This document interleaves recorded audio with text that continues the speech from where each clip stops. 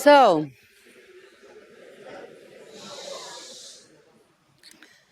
good morning to all of you. Ms. Mateli, Ms. Mogherini, Ms. González, Senor Pinheiro, Senor Vitorino, dear participants, future of Europe, welcome to EMSA, the home of European Maritime Affairs. I'm really excited when I see so many young people. It's such a special and privileged energy to be surrounded with.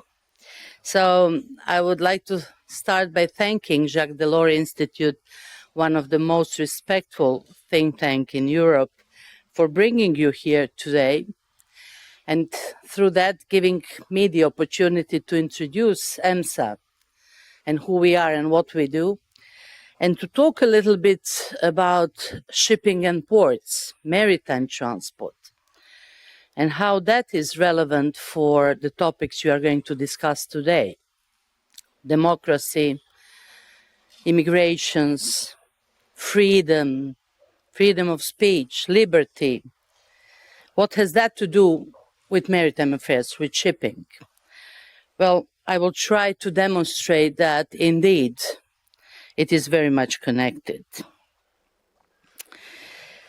So, starting, I do have like 4 or 5 pages of speech prepared carefully by my colleagues, but I thought when I have seen you that maybe it will be wiser that I try to talk from my head, which is in the morning not very bright, but still, and from my heart, because I'm really passionate about what we are doing and I want to share this passion with you today.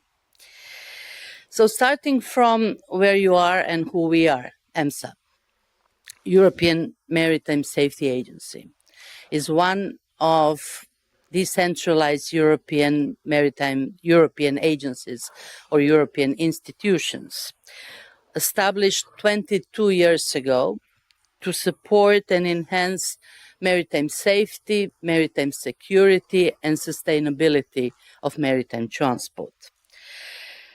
At that time, when we were established, it was not a very bright time for shipping in Europe and around the European coasts. There were 2 great accidents taking place. You may not recall that, but it was really the accidents with the great Echo, tanker Prestige, and then Erika, and then Prestige, with devastating consequences to marine environment, to safety in general. That was a trigger for Europe to regulate maritime safety in more precise way. By that time, it was the International Maritime Organization, the safety the safety was regulated in. But since then, Europe has taken its role in regulating the international shipping, of course, always based on the principles of the international law.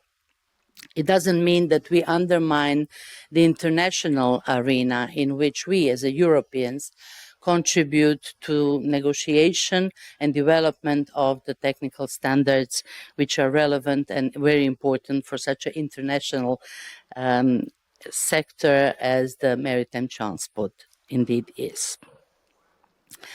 So what are we doing? How do we support and enhance this agenda?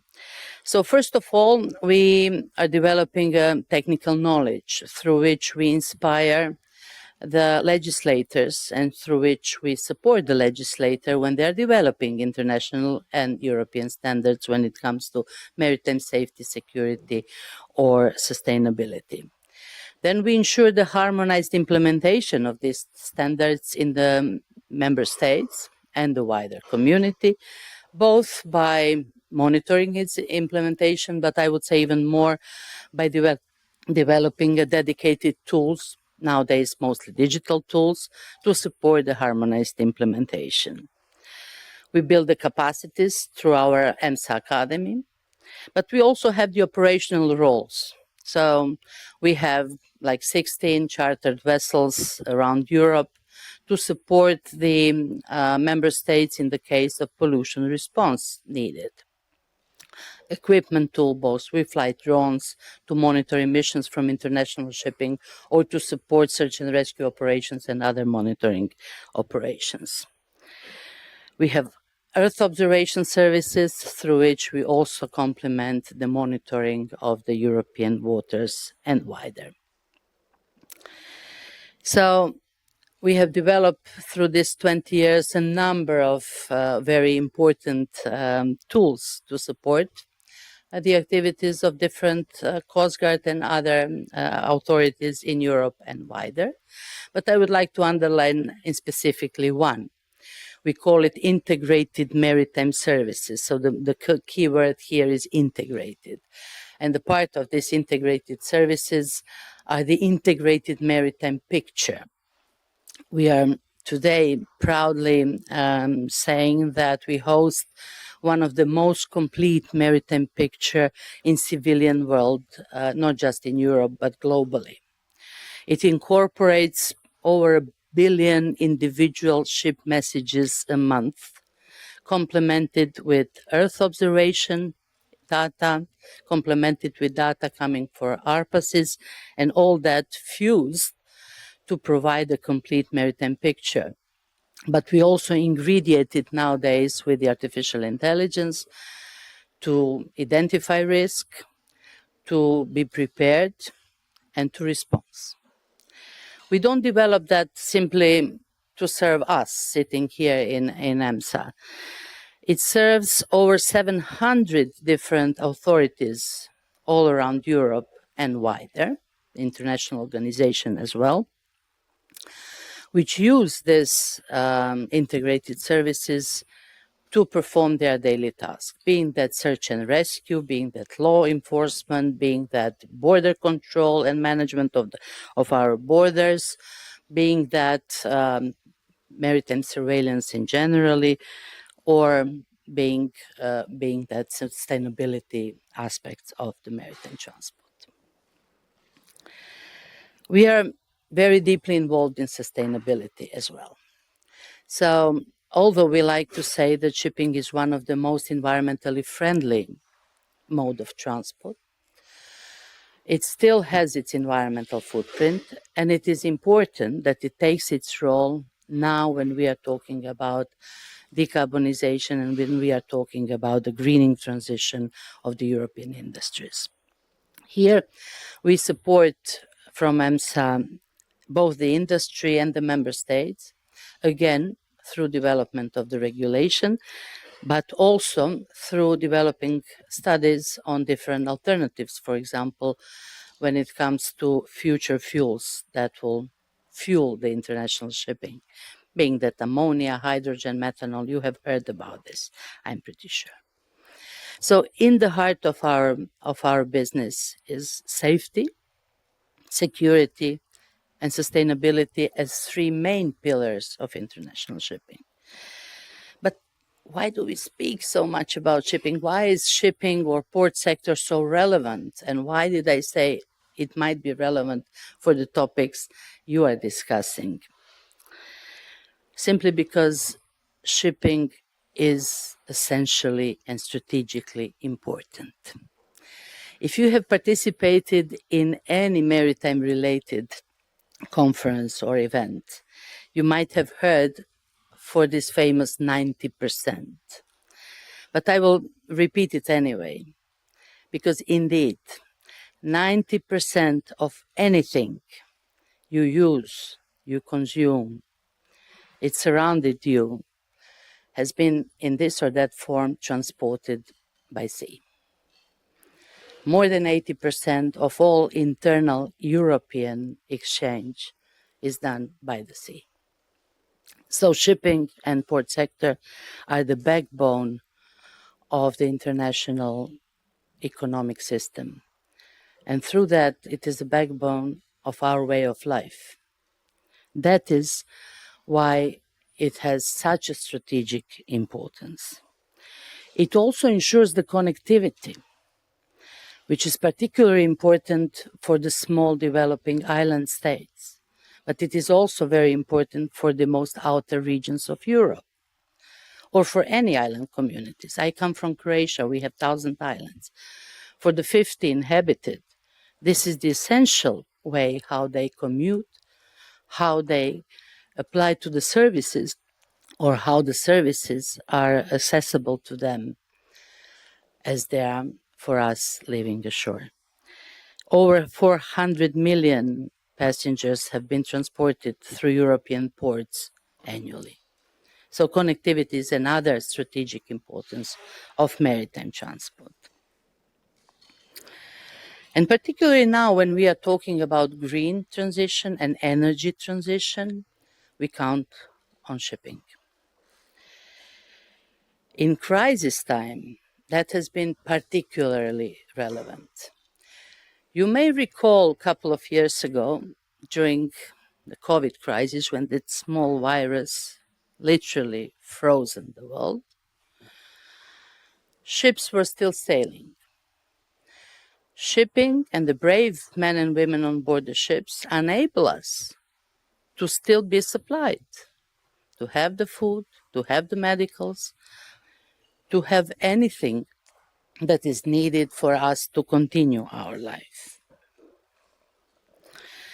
You are certainly aware of the new geopolitical and geostrategic framework in which we are unfortunately living today. It has the impact on maritime transport, but it also influences. The maritime transport influenced the situation globally. Last week, it was 900 days since the beginning of the war in Ukraine, since the aggression of Russian Federation against Ukraine started. We were supporting and we are continuously supporting our Ukrainian friends, not on the battlefield because that's not our task, but in them trying to prevent a major ecological catastrophe in the sea waters under their jurisdiction. Recently, we have again donated equipment to support their pollution prevention and response capabilities. On top of them, when the grain corridor was established, we were asked and we supported the monitoring of the functioning of this, at that time, very important corridor for the supply of food for different parts of Europe. Nowadays, we are supporting the member states in implementation of the sanctions against Russian Federation. And I have to say that apart from the positive aspects of the implementation of sanctions, it has the impact on maritime safety. We are witnessing the activities like ship-to-ship transfer of the tankers trying to avoid sanctions in different parts of sea waters surrounding Europe. And that is our great concern, and we are working together with the European Commission and the member states to seize this new risk. Another war around Europe, the one in Gaza, and its impact to the Red Sea, seriously impacted the international shipping.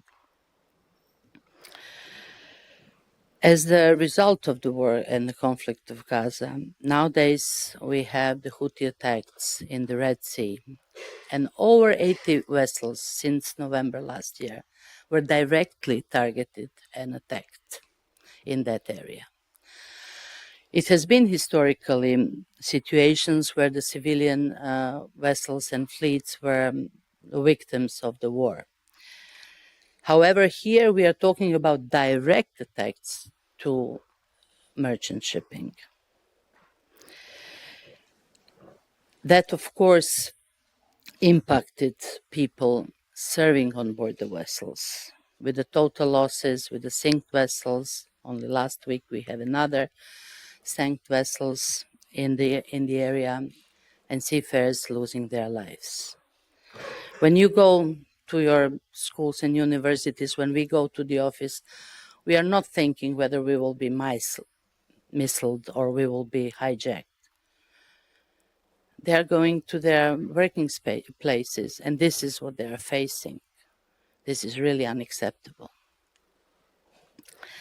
One of the outcome of the conflict in that region is the rerouting.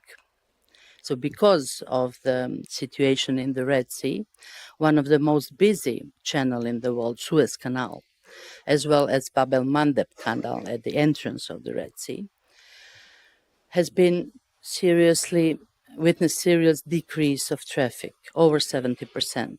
Some types of traffic like chemical tankers or container vessels are practically avoiding the area in total.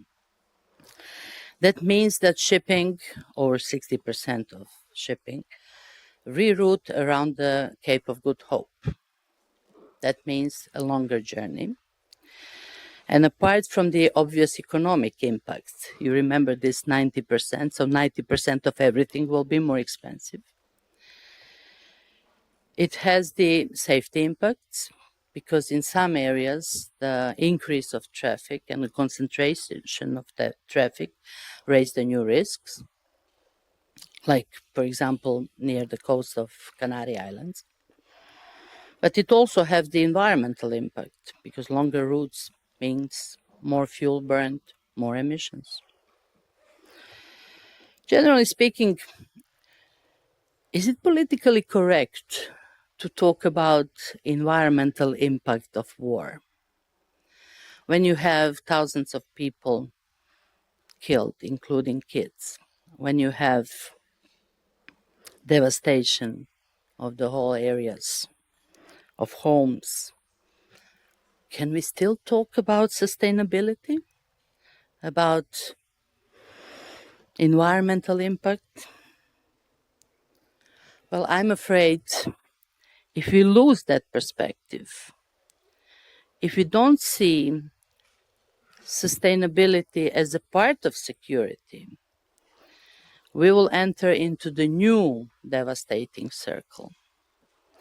Climate change is directly connected to security, because you all know increased temperature, extreme weather conditions leads to forced migration, and that has the security impact. And that is only one aspect.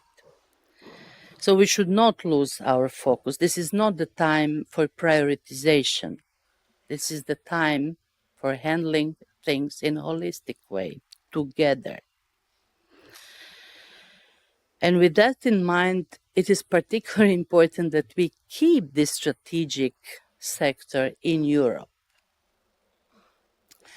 At the moment, Europe has like 1/5 of the global tonnage of the total fleet in the world, and around 40% is owned or controlled by the entities from Europe. To ensure the green transition, to ensure the energy reliance, we have to make sure that we keep shipping in Europe. That means that we have to create the environment for their business, which makes them competitive on the world market. But at the same time, that doesn't mean that we are going to compromise our safety or our the obligation of the maritime transport to contribute to our green agenda. Around 30% of all emissions in transport comes from maritime transport. And that is why it is particularly important that nowadays we focus on decarbonization of maritime transport. Because green and digital shipping and port sector is a hub of the wider industrial sector and the wider industrial alliance. That includes shipbuilding, manufacturers of the equipment, logistical port sector, financial sector, insurance sector. So it's a wider community which could really be our partner and driven for digital and green transformation. For all that, we need all to be on board. We need people, motivated young professionals to join the sector. And whenever we in Maritime family discuss about a future of maritime transport and shipping in general, we address this issue: how to motivate young Europeans to join the sector. What should we do? Well, I strongly believe that your generation, being it X, Y, or Z, or whichever letter you are associated yourself with, would like to be associated with a sector that is future-looking, that is modern, that is transparent, that provides equal opportunity. This is the image of shipping or maritime transport sector which we want to have and create. But we can't do it with the generations born in 19th or 20th century, like me. So, Generation Z, it's your turn. It's your turn to step up and be engaged. We sometimes say that maybe your generations take everything that we have for granted. Well, there's nothing wrong in taking it for granted, as long as you cherish it and you are ready to defend it.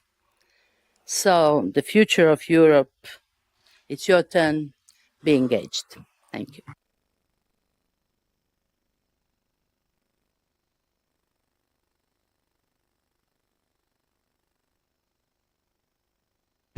Is this on? Yes. Good morning, everyone.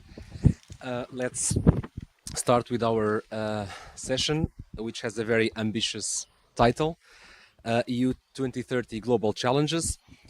My name is Bruno, by the way. I'm from the Portuguese Parliament based in Brussels, because I'm the only one that you don't know from this table. First of all, thank you to Sofia and to the Academy for organizing all of this. It's been excellent. The moment in the Parliament on Monday was something that my speaker appreciated and will never forget. On this session, just a quick background. We have two excellent speakers that I will introduce in a couple of minutes. But just to highlight that recent years have been marked by rapid and disruptive change. And we are living now what many authors call this new era of polycrisis. And the challenge here is the world has been going through a significant shift from an era of cooperation and integration to one of competition and friction. Geopolitics today is marked by fragmentation, which is closely also aligned with sharpening ideological divisions and narratives as the West against the rest, or the democracies against autocracies. And this shift from cooperation to competition poses critical questions for the EU and for the EU role on the global stage. And against this backdrop, the EU greatest assets are its internal resilience, its democracy and pluralistic society, and also its economic power.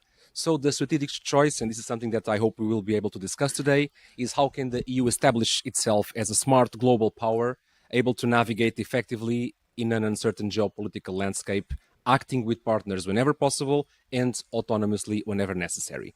While I was preparing for this moderation, there was a few keywords that came to my mind.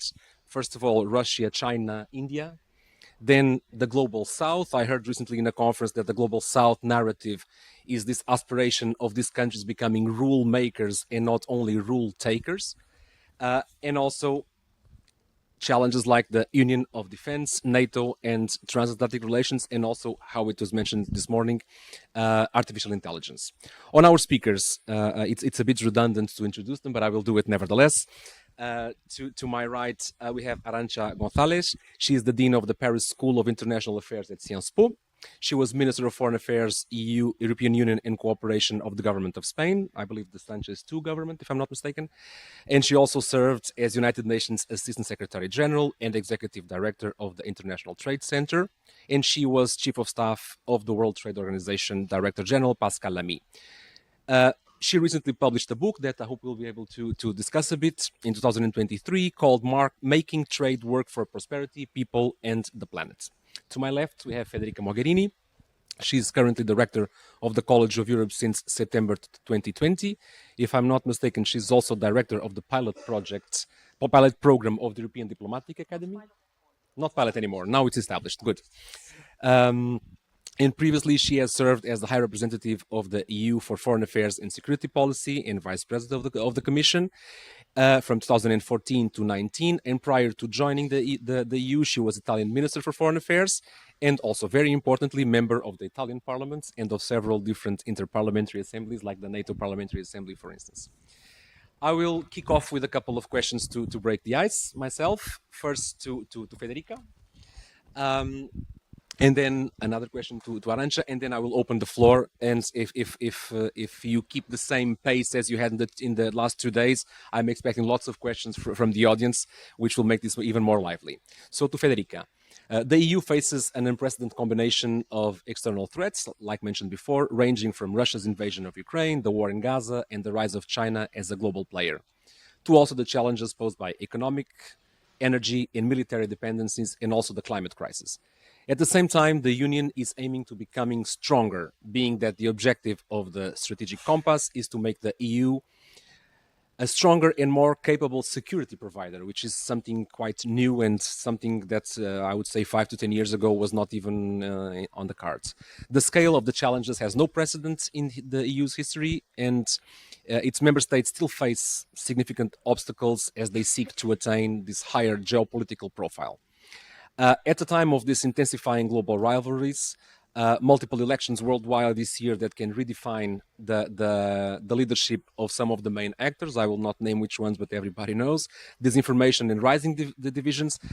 The question, which is a very simple one for you to answer, is can you identify 3 priorities for the EU foreign policy by 2030 and go into the policy tools that the Union can mobilize to thrive in this world of geopolitical competition?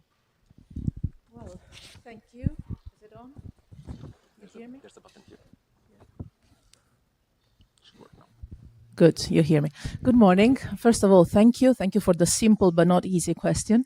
And thanks to the Jacques Delors Foundation and all partners that gather us together here. It's great to see all of you here.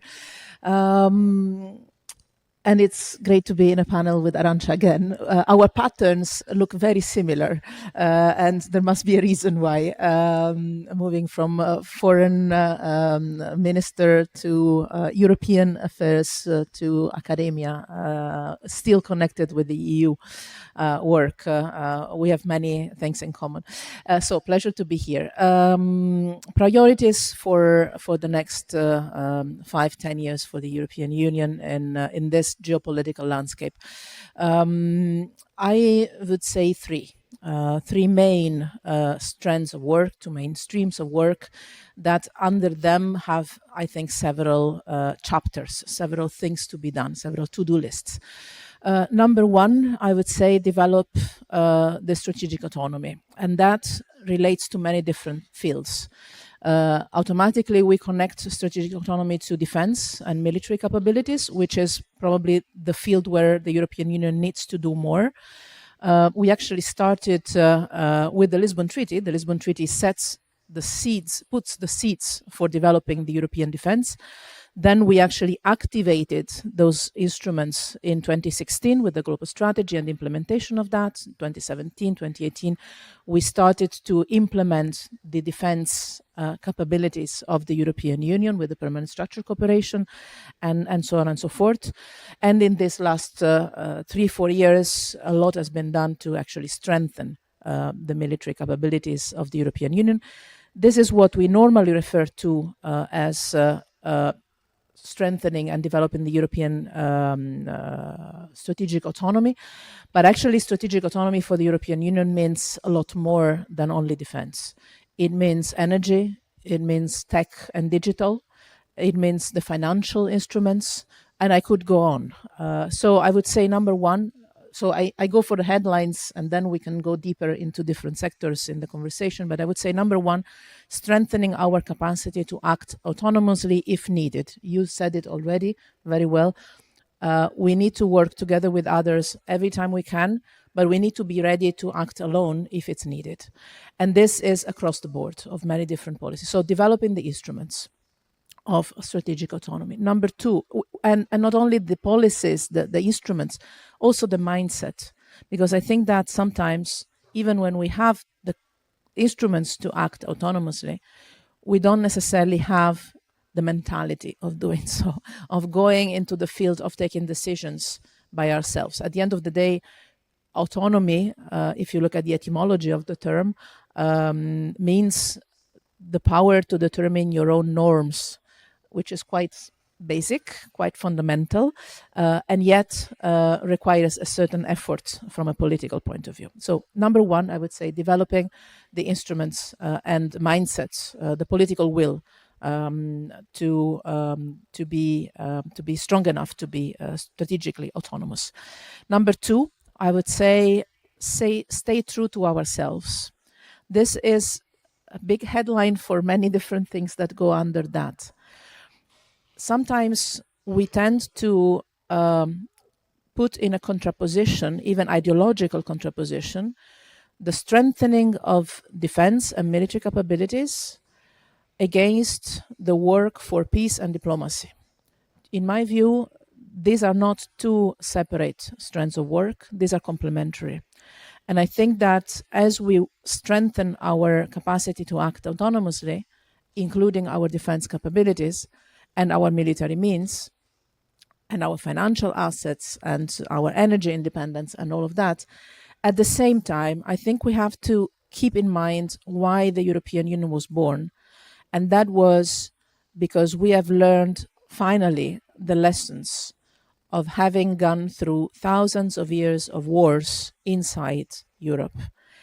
And we have finally understood, only 75 years ago, 74, that making peace is more convenient than making war. It all started out of very basic elements of industrial cooperation, steel and coal, something very, not big ideals. Putting in common economic interests was the way in which our founding fathers, at the time, very few mothers, very well hidden behind the scenes, but at that time, the founding fathers of the European Union understood that making peace and having cooperation was more convenient than making war and fighting each other. And out of that principle, we built basically an extraordinary experiment that has no comparison with anything else in the world, that still makes Europe the best place to live in the world. We can discuss this. I know this might be a controversial statement, but I still believe that we are by far the best place to live in the world from several different points of view. So I think that staying true to ourselves means still keeping in mind that in this fragmented, controversial, conflictual, competitive world of today, where the buzzword is power politics, we build our well-being, we'll build our strength over decades out of the cooperative approach. And I still believe that it makes sense to invest in cooperative international relations. It still makes sense to build on peace, dialogue, and cooperation and diplomacy. And that we should still try, I think it is still convenient and useful for us and for the rest of the world to try and stay true to these fundamental principles that sometimes require strength and capabilities that are related to defense and military means, but that still our compass is the search for international cooperation and peace. You don't hear the word peace and international cooperation so much these days. I think we still be the ones keeping that on the agenda and working for that. This includes not only international cooperation and diplomacy and the search for peace, but it also includes our values and principles: rule of law, democracy, human rights, not only outside of the European continent, but also inside our own borders. Number 3, and then I wrap up for this round, is enlargement. I think that this is the strategic tool that we have in the next 5 to 10 years to make the European Union stronger. I've always believed that. Today, I hope and I think it is quite evident that this is not anymore a nice to have. This is a necessity out of the geopolitical context. In particular, when it comes to the Western Balkans, but also when it comes to the east of Europe, the east of Europe that is not yet inside the European Union. We clearly see now that we don't really have much of a choice. It's either the European Union or a conflictual space for geopolitical competition. So it is a matter of security. It is a matter of investing in our own safety, including maritime, but not only. If you think of the completion of the European integration in the Western Balkans, how this affects or not the Adriatic Sea, last but not least. And it is a matter of investing in our own strength. For years, we have, I would say, since the last enlargement wave, big enlargement wave, for years we have seen the enlargement process as something that is interesting for the countries that come in. I think that it is now time to understand that this is an investment in the interest of the European Union and its member states first and foremost, and that it is a geopolitical matter and not anymore a matter of only institutional work in the European Union.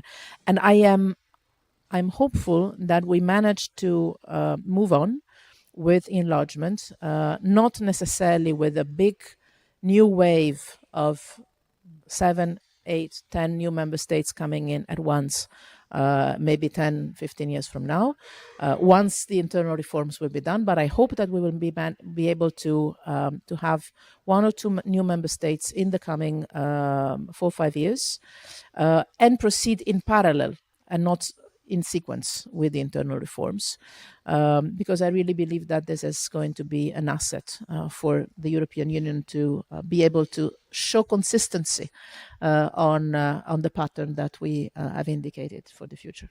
Thanks. Sorry, it was a bit long, but no, it was perfect. It was perfect. I will just add to that.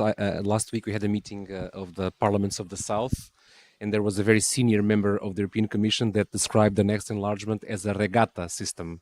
Everybody leaves at the same time, but not everybody will arrive at the same time. As it was the same that you were saying right now, and I thought this was a good image. Second question to Arancha González, more on trade policy. I will start with a quote, and the quote is as follows: European leaders will not be able to tolerate that our industrial base is undermined by unfair competition. We like competition, but competition needs to be fair. This is a quote from President Ursula von der Leyen after the EU-China summit in December 2023. So, while trade remains a potent catalyst for job creation, economic growth, innovation, development, and poverty alleviation, it also raises valid concerns regarding resilience, equitable distribution, inclusivity, and environmental impact. More recently, national security considerations, dependencies, and technological advancements are redefining the international trade landscape. Your book is a lot about this. So the question would be, while past efforts have focused primarily on enabling trade through negotiations and agreements, you defend in your book that today we need to facilitate trade and ensure trade policy works to advance prosperity, enhance the people's well-being, and safeguard the sustainability of our planet. So how can we achieve these goals, and what should be the main priorities of the EU in terms of trade agreements in the next 5 years?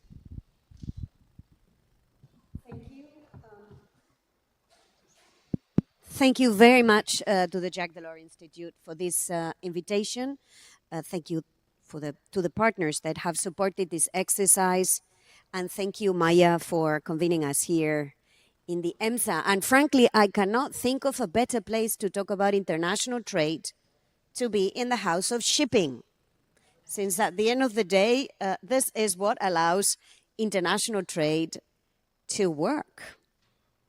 So let me start where Bruno left it and focus on one part of the European external policy that is important to keep in the landscape.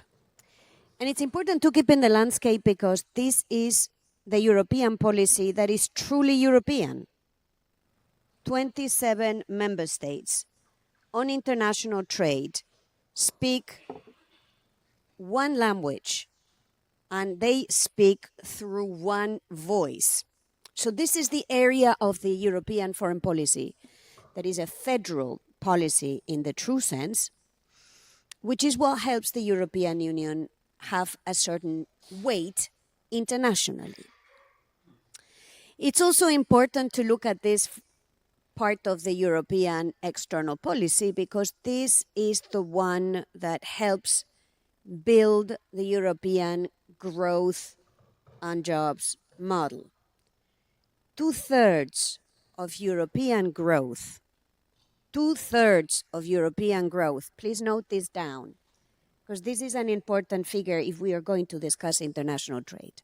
2/3 of European growth is dependent on foreign markets, is dependent on the EU breathing with the economies of the rest of the world. The rest of the world grows more, grows faster than the European Union, and the EU hitches its growth wagon to foreign markets, which is why international trade has always been a very important policy for the European Union.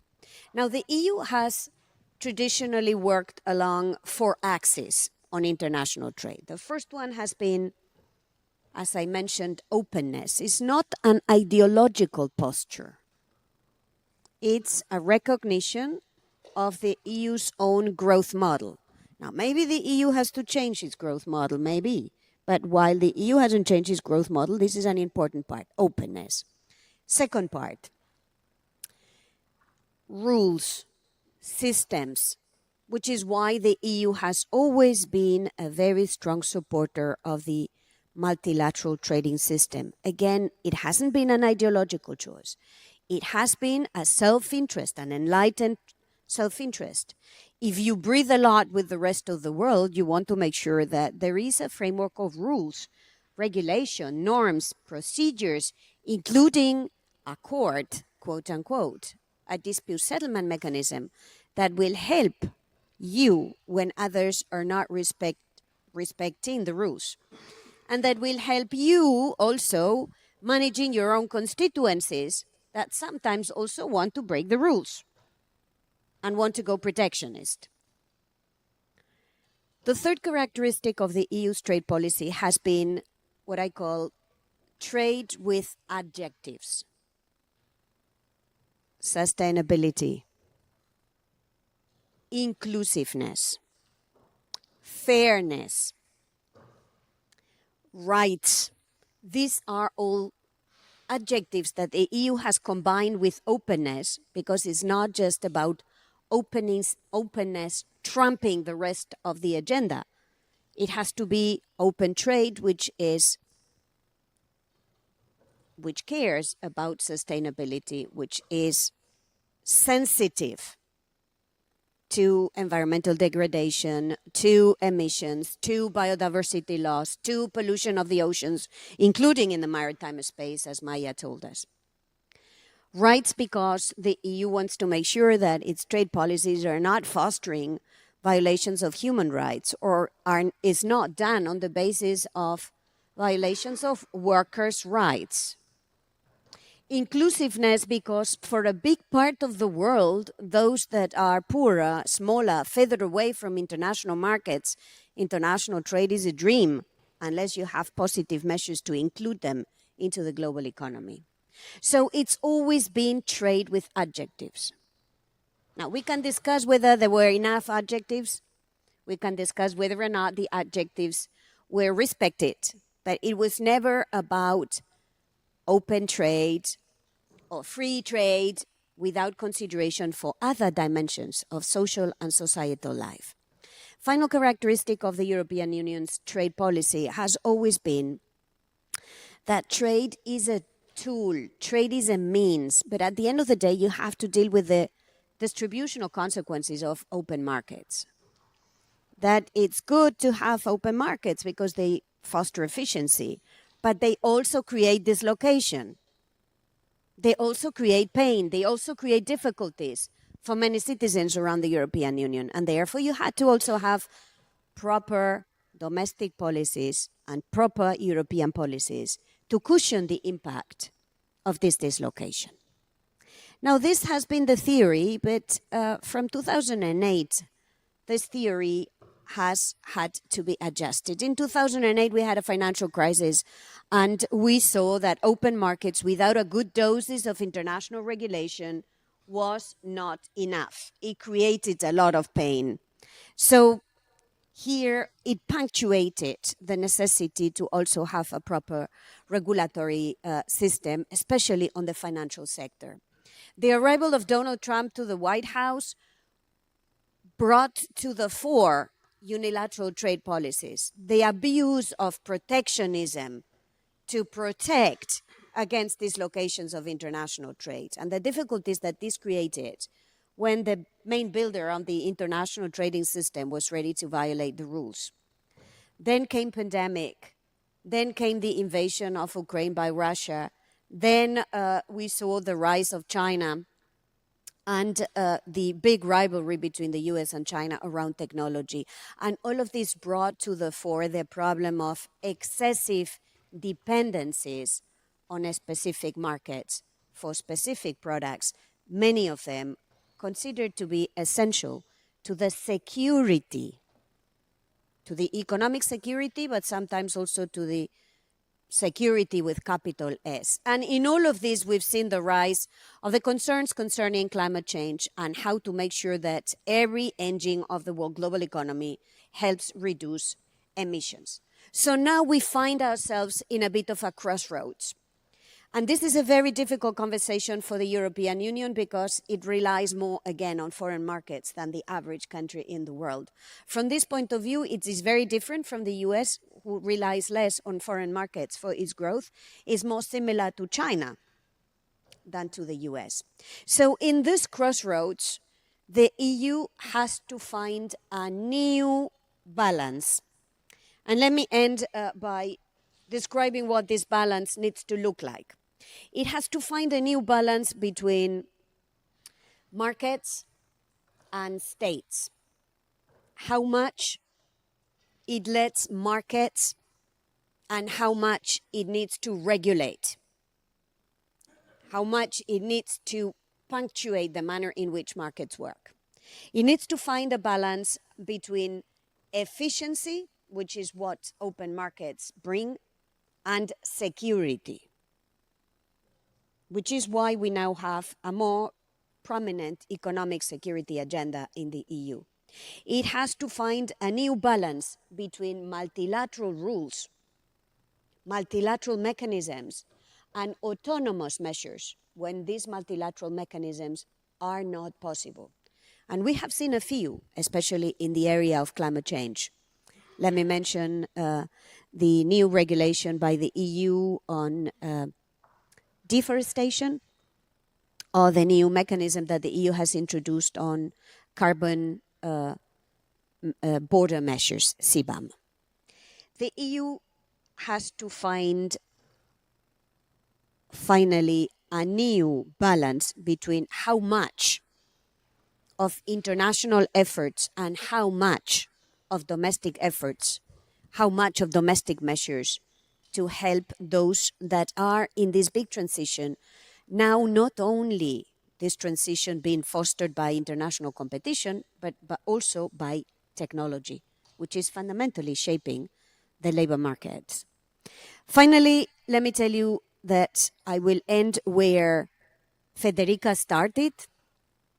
Whatever the EU does in the space of international trade or the international economy it cannot do this closing its borders. It has to do it with huge doses of international cooperation. The might of the European Union internally, it'll be dependent on its ability to leverage its own partnerships with third countries around the world, which is why it can only be open a strategic autonomy. The most important word in this sentence being open. So Bruno, over to you. No pressure. Thank you very much. This is a lot of food for thought. I will now open the floor to the audience. We have around 27 minutes. So around 27 minutes. So I will ask you to raise your hands, introduce yourselves. Wow, okay, I was right about the pace, even in the morning. Introduce yourselves, try to be concrete in your questions, and if you address the questions to the panel or to someone specific. And I will maybe then ask also our speakers to be a little bit more synthetic, because the first one was 10 minutes. So we can start by... I was trying to find some gender balance, but there's no gender balance in the first one. So I will start here in the second row. I will maybe... Yeah? Okay. Does it work? Okay. Okay, so first of all, thank you very much for this panel. And so my name is Andrea. I'm a student. I'm actually a former student of the Sciences Po and Peking University. So Miss González, nice to see you again. And I wanted to ask you, like, you ended the panel on the need for international partnership. And I wanted to ask you, how can we effectively engage with countries from the global south? Because, I mean, I just got back from a year in China, and the critique that I've heard so frequently was that the EU has double standards, that is not a credible actor on a certain extent. And it was even difficult to, answer this critique, because if you look at how the EU has answered to the war in Ukraine and the war in Gaza, for instance, yeah, we can explain that clearly that the Council works in a different way, but this is not the message. And it is also the evident, for instance, when it comes to the CBAM that was mentioned before, that it's seen like from many countries in the global south as a protectionist measure that doesn't take into account the historical emissions, for instance. And so the result of that is that we are not perceived among all these countries in the global south that are crucial for our future prosperity as credible partners. So the question is, how can we raise our credibility? I mean, how can we have a partnership on an equal footstep that goes beyond the mere slogan? Thank you. Maybe a second question. Okay, I don't see gender balance anyway, so I'll go here to the left. This gentleman there, yeah?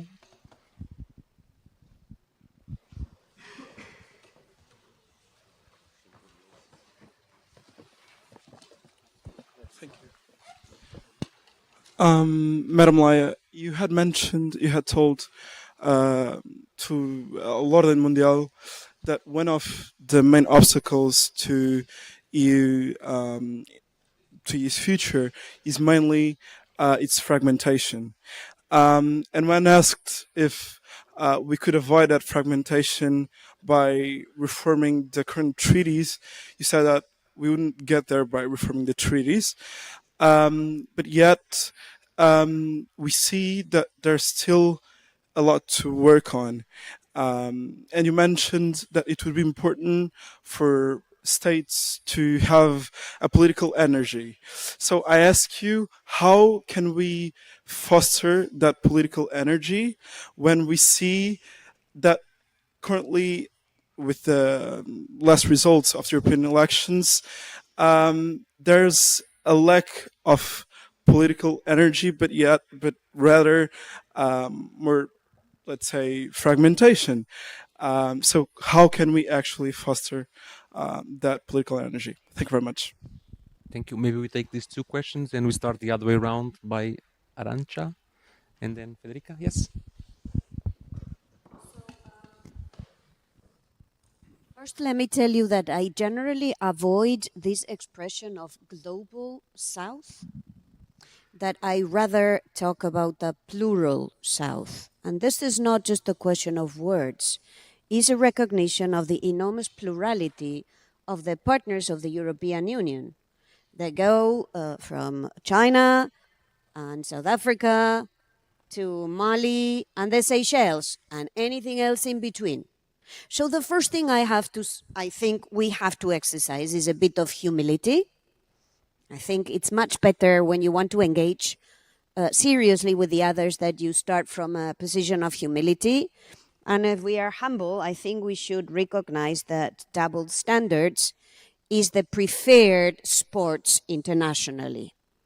So we just recognize that the EU sometimes does double standards, but whomever is free of guilt, throw the first stone. You know, everybody is in this business of double standards. So let's just start with this idea that we are humble. Let's be much more sensitive to what our partners want in it. Let's be also straightforward about what we want in the partnerships with other countries. And if it is that we want economic prosperity, let's say this, they will also tell us very often that they want economic prosperity, and then let's find a space where we can operate. So let's be more humble. Let's also be a little bit clearer about the shape that we want of these partnerships. And let's try to make these partnerships work first globally, multilaterally. In the case that you mentioned, CBAM, we took a big effort at trying to get a solution to carbon leakage in the border. So what happens when you reduce carbon emissions in your country, but you import carbon through your international trade when your partner hasn't reduced emissions? Let's try to do this multilaterally because it's where it would make more sense. But if it doesn't work multilaterally, let's be very clear that we will do it ourselves. Let's not shy away. Compare this to how we did the European Directive on Deforestation. We didn't talk to anyone. We just unilaterally decided to adopt a regulation that says we will not import products from areas that others have deforested in order to grow products, cocoa, coffee, tea. These are hugely complicated sectors with myriads of very small producers in very poor countries. We did not talk to them before doing our directive on deforestation. So I want these two examples of how the EU can engage in a serious way with humility, with clarity, first trying multilaterally, but also being very clear. If multilateralism doesn't work, we will go unilaterally because we think it's necessary to protect a global common, which is climate change. We are, it's true that we are short of political energy to invest in the EU, and we are short of political energy because we need a lot of political energy to manage our situation at home. If I look at the results of the European elections, I see at the European proper, in the European Parliament, a majority that is a traditional majority that has traditionally helped build consensus. Christian Democrats, Social Democrats, Liberals, Greens, they think differently. It's not that they think the same, they think differently, but they have a tried and tested means of building consensus, little by little, trying to, round the edges and build everyone in the middle. Yes, we have a growth of parties in the fringes. And when I mean in the fringes is we have parties in the European Parliament today that are clearly anti-European political parties. For now, they are residual. So at the European Parliament, this majority holds. But the EU works on the basis of a system of two chambers. The other chamber is the member states. And within the member states, again, we have lots of difficulties at the moment in key member states. And when I mean key is member states that have traditionally been the ones providing the political energy. I happen to live in one of them at the moment, in France. And I know that there are many French people in this room. And I worry because there is also in the political landscape today, political parties whose offer is clearly against the European Union. Now, in the past, they used to say we exit the European Union. Now they have a more insidious offer, which is we change the European Union from within. Now, it's, it's okay. It's a changing tactic, but what if the result was the same? that you just want the European Union to be weaker. So this is what is at stake. And I think the first for us would be to realize that this is what's at stake and react to that. Don't hide behind other explanations. Don't hide that, this is about this or that. What's fundamentally at the stake is whether or not, what's on the ballot today, is whether or not we believe that the European Union is the best way to provide prosperity and security. That's what's at stake. First of all, I agree 100% with everything Arancha said, which makes my challenge less difficult in answering. I also don't like the expression Global South. I think it doesn't correspond to the reality. It's just not, but it is true that it has been used as a political mean of communication, clearly and smartly, from some who have tried to lead the plural South, trying to make it converge in one. So I think we have an interest in dismantling the narrative first. I totally agree with that. Second, the best way to avoid being portrayed as having global double standards or not being consistent is actually increasing our consistency. I think that there is one element there that is true. I face it myself in a very difficult way. In 2015, again, it's a long time ago, but you might remember that. During the so-called migration crisis, it was very difficult for me as a high representative to go around the African Union and discuss anything, because obviously we're saying, wait a minute, you're talking about a migration crisis and you're receiving 1/5 of the refugees we are receiving, and we are much poorer than you are. We have less capacity to absorb. So what are you talking about? You're preaching us, and then you're not able to host anyone. So in those cases, indeed, you don't have arguments because you have a deficit of credibility. So the first answer is increasing our credibility, increasing our consistency, and working on our internal standards, because the same is true on human rights, on rule of law. We are stronger outside if we are stronger inside, if we are more consistent inside. This is number one. But number two, to be honest, in some cases, in many cases,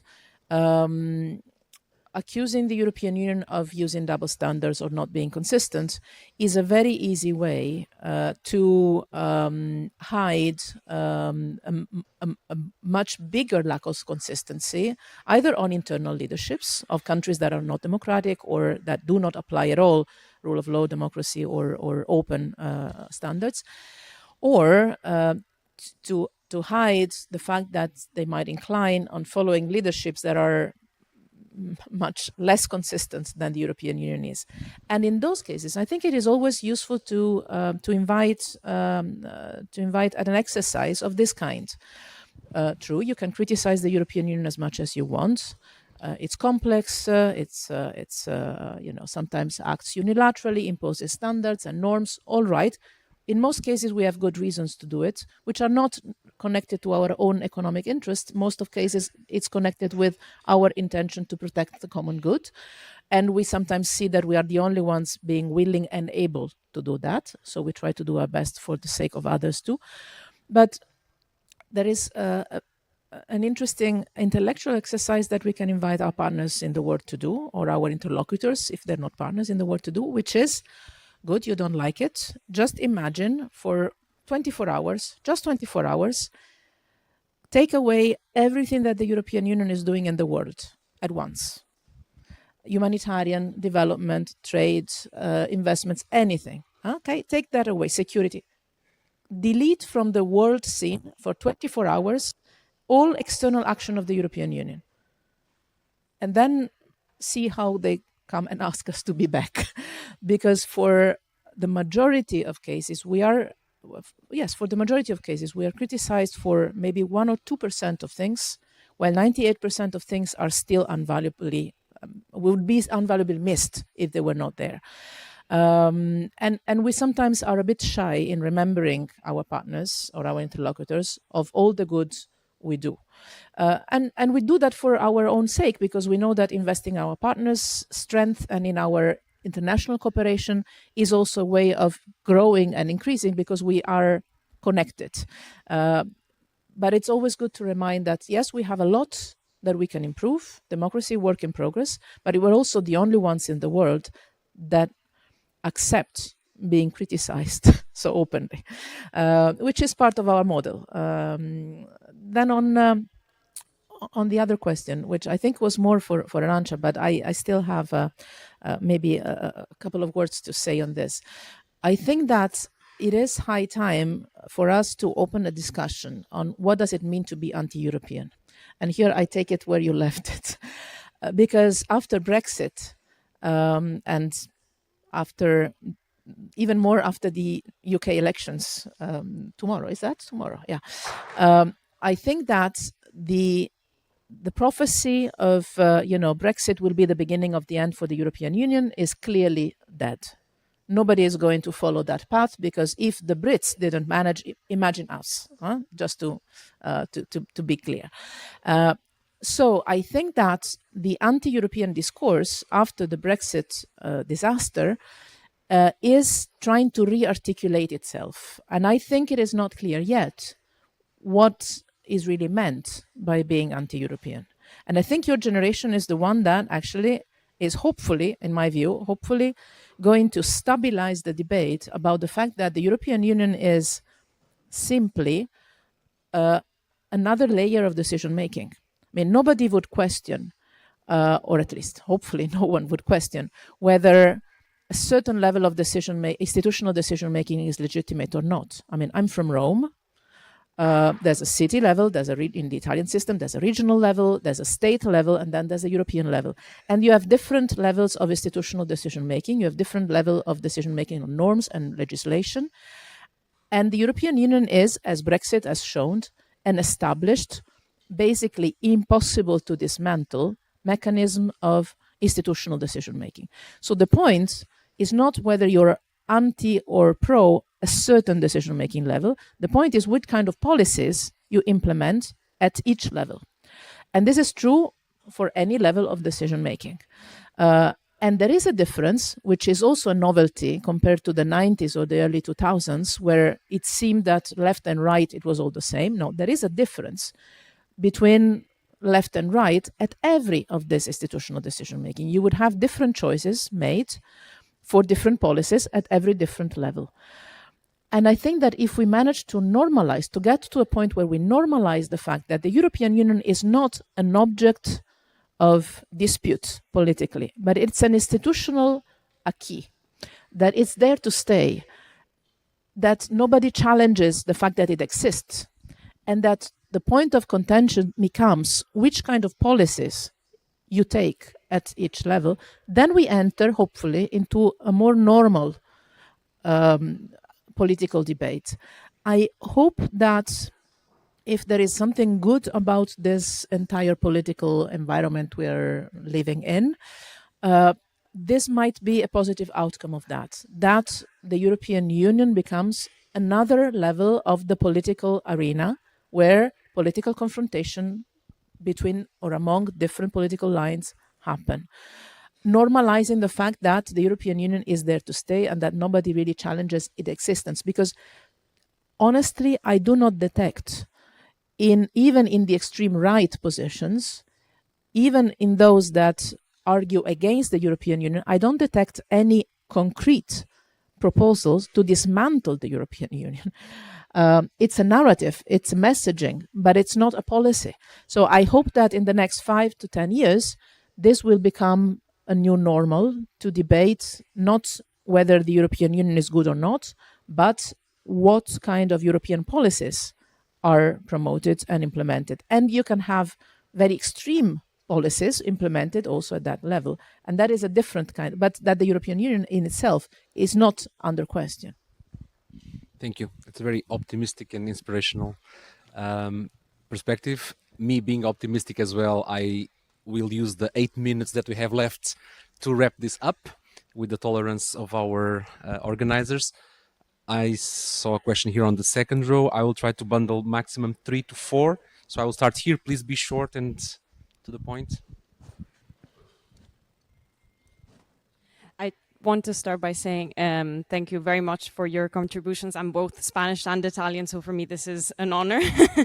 And I'm Valeria, and I wanted to ask, since this panel is about challenges also, we have a big demographic challenge in the EU.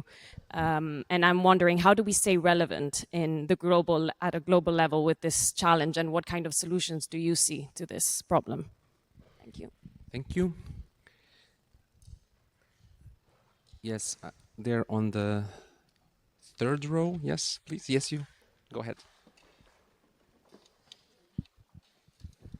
Hi. So you mentioned that you want to increase the prosperity, and I was wondering, is that do you have a plan for how to do that by also reducing the carbon dioxide? Do you have that plan for that, to do it in the same process? Thank you.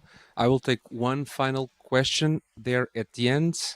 Yes, the young lady at the end, and then I'm really sorry, we have to wrap this up and give our speakers the floor again, which gives us a good excuse to come back to Lisbon sometime soon, and to EMSA ideally. Go ahead. Thank you. Thank you for letting me ask a question. I really appreciate it. This has been really interesting. I just wondered, in the context of vessels increasingly being targeted with drones in the Red Sea, I just wondered what the EU can do or is doing to protect vessels and other maritime infrastructure against an increasing amount of threats, including drone threats, but also cyber threats as well. Thank you very much.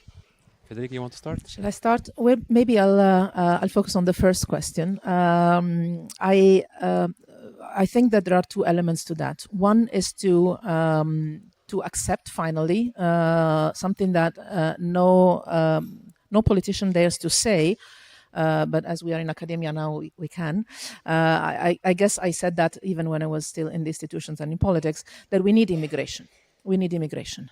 Demographically, economically, we need immigration. And the sooner we accept this, and the sooner we start saying this, the sooner we'll manage to put in place systems to have regulated, normal channels of migration, legal channels of migration.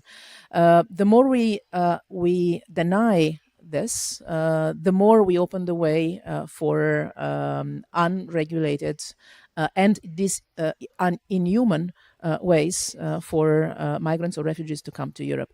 But sometimes I have the impression that those that are campaigning the most on anti-immigration are also those that have an interest on keeping this issue alive. And so have actually not an interest in solving the issue, which is very cynical, but I think it is the reality we're seeing now. So I think this is the first element, because entire sectors of the European economy, including our social systems and our welfare systems and our pension systems, would simply collapse in the absence of migratory flows into Europe. This is the first point. The second point is obvious that we would need to have a serious policy. I know this is not a European competence, but this would very much help to sustain access of women to the labor market and equal merging the gender pay gap and sustainable systems for family work balance.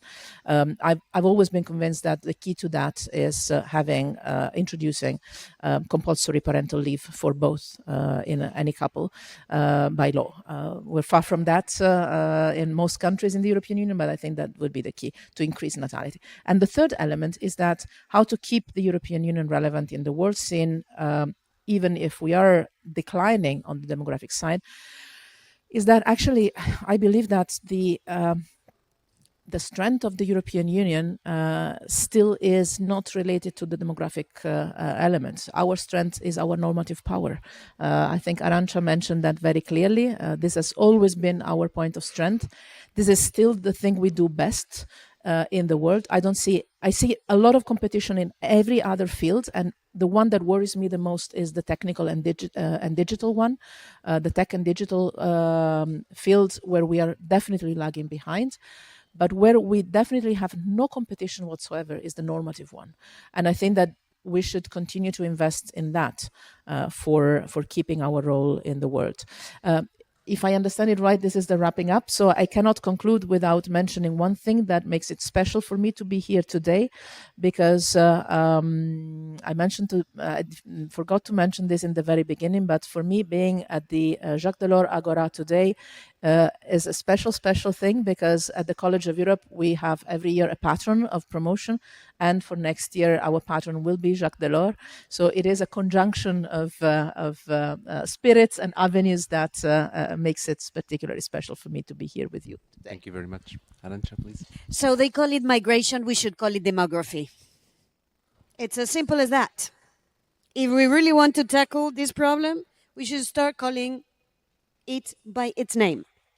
And the choice is not yes or no to migration. It is not a choice. That's a false choice. The choice is between managing it or leaving it unmanaged, which is to a large extent what we have done, because we cannot agree to how we manage it. Second, is a bit on the same. I don't think there is a choice to be made between growing and cutting emissions. Is about sustainable growth, because if the choice is between growing or cutting emissions, I do not think we will succeed politically.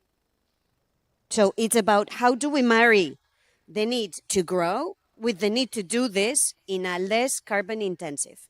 Now, here again, we've done a lot of work in modeling this from an economic point of view, in modeling this at the macro, at the micro level, but we have disregarded two aspects that are fundamental to the success of this transition, which is justice.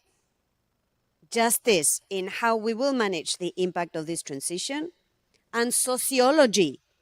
At the end of the day, behind all of this, there are workers and there are consumers. And we need to look at the sociological impacts of the transition, which we have also disregarded.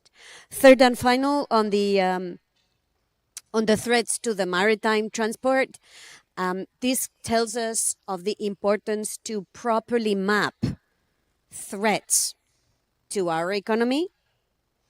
And let me tell you, maybe 5 years ago, 3 years ago, 10 months ago, we wouldn't have thought that a very little known group of people living in a very little known country called Yemen, Houthis, would be a threat to the global trading routes. Well, let's be better at mapping the risks. This tells us of the necessity to invest a little bit in foresight, to invest more in preparing, in anticipating than in repairing. But when we have to repair, the EU has shown the capacity to do that. It's done that with pirates in the Indian Ocean, on the eastern coast of Africa. It has done this in the Mediterranean. It has done this in the Red Sea. But let's look at the more fundamental, which is preparing properly, anticipating, and better managing our risks. Thank you very much. This was excellent. If I would have to sum it up, if I may, in a nutshell, the main takeaway is that there are indeed many challenges, but we are first aware of them, working on them, and optimistic. So if we would like to take something back home, I will just end with a quote from a book that I'm reading and that I recommend. It's called Homelands, A Personal History of Europe from Timothy Patronage, which is a very realistic account of his experience. And he says that what keeps us together is not some sort of idealistic vision, is a constructive pessimism. So it means that we are aware of the challenge, but we want to build on that and be stronger together. So I think this is also a bit of the main takeaway of this debate. Thank you very much. We will move on immediately to the next session without any break. So I will kindly invite the next speakers to come. And it was a pleasure for me to be here. Thank you very much. Hello, sorry. I ask for everyone to sit down and for us to be able to start the next session. Thank you very much. Good morning, everyone. Dear esteemed guests, Mr. António Vitorino, thank you so much for your presence here today with us. I greatly enjoyed the first session, and our second one will be a continuation, I would say. So my name is Ghanwa Hassan. I will be your moderator for this session. I'm a student that came from Syria in 2018. I landed in Portugal with the Portuguese Air Force with 50 other Syrian students within the program for Global Platform for Syrian Students, which was later renamed Global Platform for Higher Education in Emergencies. I was the youngest student. I completed high school in International School of Braga, and then I went to Lisbon to study international relations and political science at the Catholic University in Lisbon. I would like to present now our speaker, Mr. António Vitorino. He has been Director General of the International Organization for Migration until 2023. He was previously president of the Jacques Delors Institute between 2010 and 2016. He is also a former Portuguese Minister of Parliament, former Minister of Presidency, Minister of National Defense, and Deputy Prime Minister of the government of António Guterres, and a former European Commissioner for Justice and Home Affairs. It's a great honor to have you here. The title of this session is Migrants and Refugees, Challenges or Opportunities for Europe.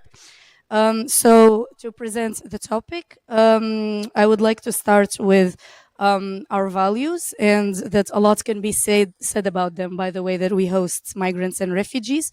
And recently the EU has been criticized, just as in the previous session here, for treating refugees from Ukraine, for example, differently compared to those from other parts of the world, particularly Africa, which harms its credibility in the international stage. At the same time, it's crucial for member states to determine who is eligible for refuge within their territories while respecting their international obligations. So this is the essence of the new Pact on Migration and Asylum, the EU's most recent attempt to have all member states agree on a common set of regulation and policies to create a fairer, efficient, and more sustainable migration. So the question is, now that this pact has been adopted, is there a way for the EU to fully implement it, the pact, and bridge the gap between responsibility and solidarity, especially as it faces an alarming demographic decline, as stated in the previous session? So I pass now the microphone to you. Thank you. Working? Yes, it is. So good morning to all of you. It is a great pleasure to be back to the Jacques Delors Institute that I know well, and I want to congratulate President Enrico Letta and Sofia Fernandes for this wonderful initiative that did not exist in my time, and it is great to see so many young people here in Lisbon around discussing the future of Europe. Well, the question you raise is a little bit embarrassing, because if the global south, plural south, call it whatever you want, look to the European Union, they have clearly the perception that we act on double standards, that the way the European Union dealt with the migration crisis of 2015 is different from the way we are now dealing with the refugee crisis from Ukraine in 2022. It is true that from the legal point of view, the instruments are different. 24 years ago, when I was in the European Commission, I proposed the Temporary Protection Directive that was adopted in the year 2000 and was not used in 2015. In 2015, it was a different path. And I still today wonder why the Temporary Protection Directive was not used, because it was exactly crafted for this kind of situations. And now, in 2022, the Temporary Protection Directive has been used. A massive influx of people coming from the same country, of the same region, fleeing from war. Because if you look to the Geneva Convention, I don't know how many of you have the displeasure to be lawyers, but if you look to the Geneva Convention, refugees are not those who are fleeing from war. That's not the definition of refugees. Refugees are the ones who have a personal threat to their lives. And therefore, massive flows of people fleeing from war does not clinch the application of the Geneva Convention. And in the year 2000, we decided to adopt the temporary protection, not because I was a genius out of that, but because we had learned with the crisis with the Western Balkans. Yes, we need to recall that in the late 80s, early 90s, 700,000 people flee from the war in the Western Balkans towards the European Union. That was the source of inspiration for the Temporary Protection Directive. Well, it was not used in 2015. Nevertheless, I emphasize that, particularly Germany, more than 1 million people got protection in 2015, in spite of the fact that the Temporary Protection Directive was not used. It was through a mechanism, national mechanisms, close to temporary protection, but different from temporary protection, and also different from the Geneva Convention. Mainly beneficiaries, Syrians, Eritreans, and in practical terms, Afghans. That's the count of 2015. So, not that much double standards. Not that much double standards because protection was delivered. Maybe it was not the most clear way to do it. Maybe it was not the most efficient way of doing it, but it was delivered.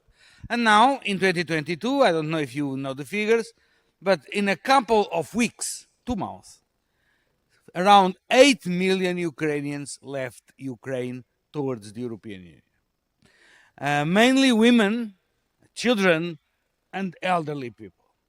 And so the European Union decided to use the Temporary Protection Directive to guarantee that people would not have to go through the asylum system, but they could have a broader and more generous mechanism of protection for those who were fleeing from the Russian invasion to Ukraine. And now, today, as we speak, there are 4 million Ukrainians in the member states who benefit from temporary protection, who are beneficiaries of a form of access to the labor market. Kids can go to school, there is housing for them, they are entitled to benefit from social services. So I think that the criticism to Europe can be fair because the way things have been decided have not been that clear, but not on the substance. On the substance, I sincerely believe that both in 2015 and now in 2022, the European Union and European member states are living up to our common values. Of course, and I pick up the second part of your question, of course, as it was said in the previous panel, both by Arancha and Federica, they pointed out 2 critical points. First, Arancha, Europeans live in a state of denial. The rhetoric of many politicians is to say, we do not need migrants. The far right even goes further and says, we have too many migrants in our territory.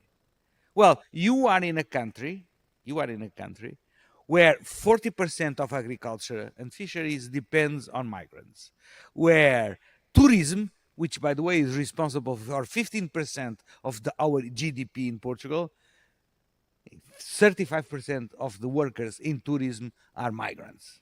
The same about construction, and the figures cannot be as precise when it comes to child care and elderly care, because it's much more diluted and it's a family household business, but the figure is equally very relevant. These sectors, if you make now the figure that Mogherini was speaking, take out everything that the European Union does, look at the world, okay, take out from Europe everything that the migrants do, and probably Europe will stop. That's the reality. But if you ask people in the street, if you go out there and ask people in the street, how many migrants do you think exist in your country?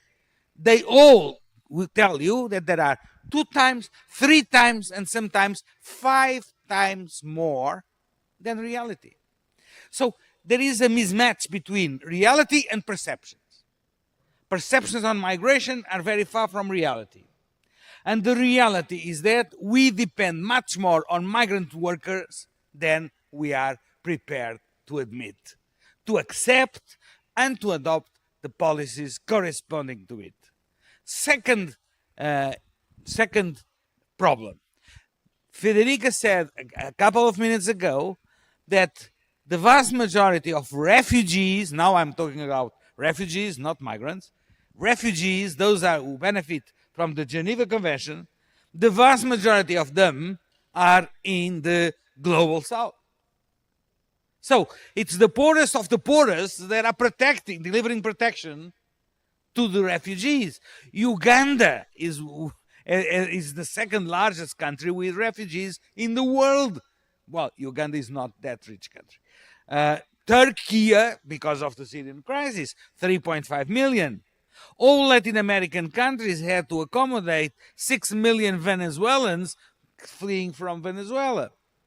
So the idea that the global north is being invaded by migrants and refugees is wrong, is absolutely wrong. And even more, I think that refugees who are resettled, which means who are sent to developed countries, are a minority. Less than 100,000 last year, which is a very small figure if you consider that there are 44 million refugees worldwide. Okay, so to conclude this part, I think that one of the problems that the European Union has is that there is a lack of mutual trust among member states to deal with migration. And the first step is to build mutual trust, and that is the potential added value of the pact. Mind my words, potential added value of the pact. Because the pact established a mechanism of solidarity, which is not just the allocation of refugees among member states, that was the 2015 model, but it combines different layers of solidarity. I know, I've been in lots of conferences, and many people in those conferences tell me, for God's sake, 20,000 per refugees, how awful it is to establish a price to a human being.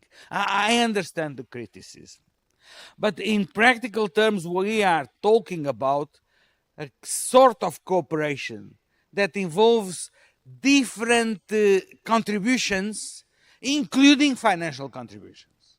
So it's not a question of giving a prize to a human being. It's a question of saying, if you do not welcome a refugee in your territory, you have to contribute financially so that other countries can sustain those refugees that they will have to welcome in their territory. Will the pact work? And I conclude with this. You know, the proof of the pudding is in the eating. And the pact is going to be implemented fully, hopefully, only in 2026. So in these next 2 years, the implementation of the pact will have to be thoroughly prepared. It's a challenge. It will require investment in infrastructures so that the border procedures work. It requires qualified personnel to assess the asylum requests. And it will request some monitoring from the European Commission. Because when I was commissioner, one of the difficulties I had was that the rate of success of Afghan refugees in Greece was 1%. And the rate of success of refugees, Afghans, in Sweden was at that time 80%. If you have this kind of differences in the quality of the decision on refugees, of course, you will have always people legitimately trying to find the best entry point so that they can claim asylum with more successful outcome.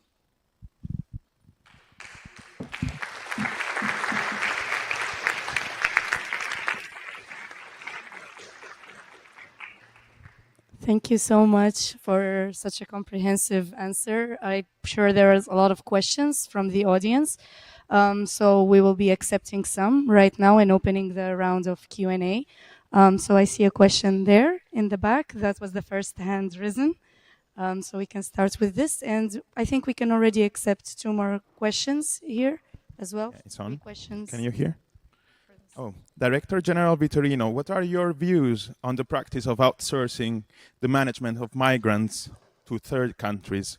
And what implications does this have for the rights and well-being of migrants as well as international relations?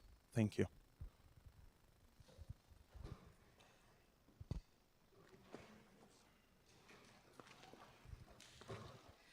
Hi, good morning. Okay, I wanted to ask that regarding human rights and the new EU Migration Pact, it's been considered that there is a lack of an intersectional perspective. I mean that, for instance, migrants, refugees and asylum seekers that face different forms of discrimination, such as, for instance, because of their gender or race or disabilities, that they are not being properly considered. And although the situation of special vulnerability they're currently facing.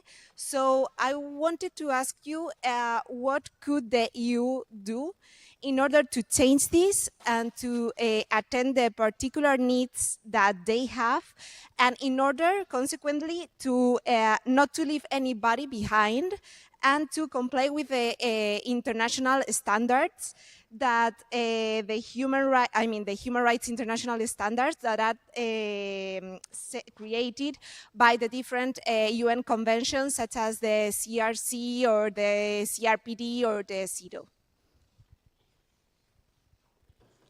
Thank you. Thank you very much for your intervention, first of all. And then I wanted to ask something. It's kind of a follow-up to my question that I asked earlier to Arancha, and also, sorry, I'm blanking on your first name. Federica Mogherini, thank you. We have a demographic problem in Europe, and migration seems like the perfect solution to this. But I wanted to ask specifically on the impact of climate change on migration. As more and more areas, especially in Africa, become unlivable, why can't the international community find a solution to recognize climate refugees, and that way also help us with our demographic problem? Thank you. Okay, so tough questions. First, outsourcing, big word. It means many things, many different things. Outsourcing management, it is quite complex. Each case is a case. I'll give you the example, the hot example. Federica, by the way, knows it very well. Libya. Libya is the hottest example of all. Well, Libya is a failed state, clearly. There are two governments, and there is a clear interchange between the authorities in charge of migration and the criminal networks that operate on migration. So one option is to close the eyes and say, we don't look, we don't see, so don't care. That's one possibility. Another possibility is to say, for God's sake, there are people dying in the sea, there are people suffering abuses, there are people detained, having their basic rights violated constantly. So what can we do? And I think that this second option was the choice of the European Union and also the choice of some international organizations like the UN agencies. UNHCR and IOM are both present in the territory of Libya. I will not call it management of migration, definitely, because Libya is a country where, before the fall of Gaddafi they had roughly 6 million migrants there. Then, with the fall of Gaddafi and the civil war, the migrants left Libya, which is quite normal. And now they have 600,000. There is a huge difference between the past and the current situation. Can we just leave those 600,000 migrants in Libya on their own? Or shouldn't we try to interfere with the authorities and in terms of humanitarian protection? I do recognize it is a crossroad, a tough choice. I've always spoken with Filippo Grandi, my colleague from UNHCR, and with Federica, saying, okay, this is a terrible reputation risk for the EU and for the international organizations. It is a reputational risk because we are acting in an environment that is totally corrupt and perverse. But if nobody is there, those people will never have a minimum humanitarian support. And that's what we do, humanitarian support. Okay, I'm ready to be criticized. When the Libyan Coast Guard brings them back from the sea, from shrinking in the sea to the shores, we are there to provide them humanitarian assistance. But when they are provided with humanitarian assistance, the Libyan Coast Guard sends them to the detention centers. And we know that when they are in the detention centers, they will be reintroduced in the network of trafficking that exists in those centers. So the problem is above all a political problem. But I would not call this by far an outsourcing case of managing migration. No, definitely not. It's not a case. On the second issue of human rights, I agree with you. Maybe the pact could have paid more attention to emphasizing the need to guarantee that it is implemented according to the human rights standards that exist in the UN system, but, by the way, that exist also in the European Union. I mean, the pact is not out of the Charter of Fundamental Rights. The pact needs to be implemented according to the Charter of Fundamental Rights. So there could have been more emphasis, I agree, but there is no void. There is no gap. And so I believe that if the Commission does its work, monitoring the implementation of the pact will include issues concerning particularly vulnerable people, children, women, people with disabilities. I know there is a large controversy about the detention of children. That's one critical point in the pact, and that requires to be closely monitored. I'm going to be very blunt with you. I think to us, having children detained is a shock. It is. But listen, unaccompanied children left on their own are prone to abuse and to traffic.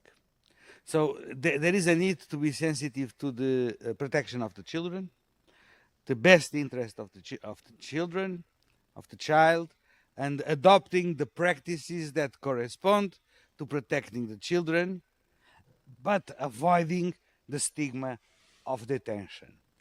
Last but not least, well, you know, in Europe, Europe is now is 6% of the global population. A couple of decades ago, we were 9%. We are declining in terms of population. We are still the largest internal free market in the world, 470 million before enlargement.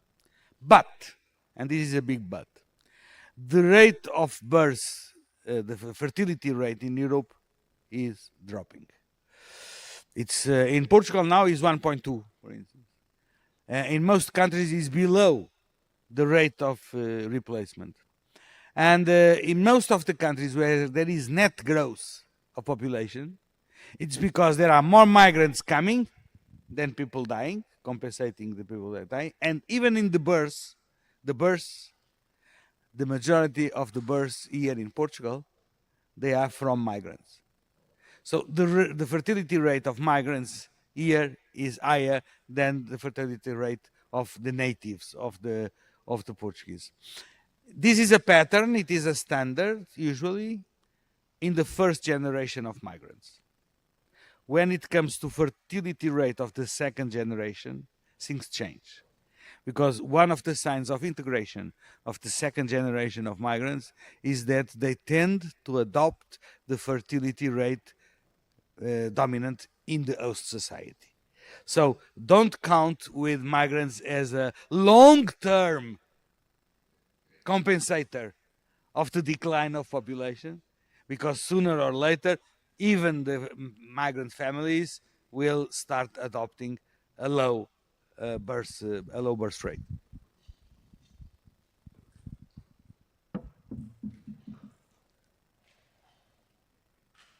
I would say we have space for more questions. Thank you. Would there be any questions maybe from this side as well, since we already had 3 from that side of the audience? Yes. We can accept these three questions. Hello, thanks very much for the presentation. Linking with what you just said about demography and fertility rates, you consider that the European Union should put money into what I think is called help to development, and specifically to the instruction of women, access to education, and social solidarity institutions, social institutions in African countries, but also all migration countries, because I think demographs and specialists of aid to development consider that it's the best way to stabilize demography and to reduce potentially in the long term the influx of migrants, and also help youth in the country's source of migration to develop their own country, so to have a more stable collaboration between European countries and countries of migration. Thanks.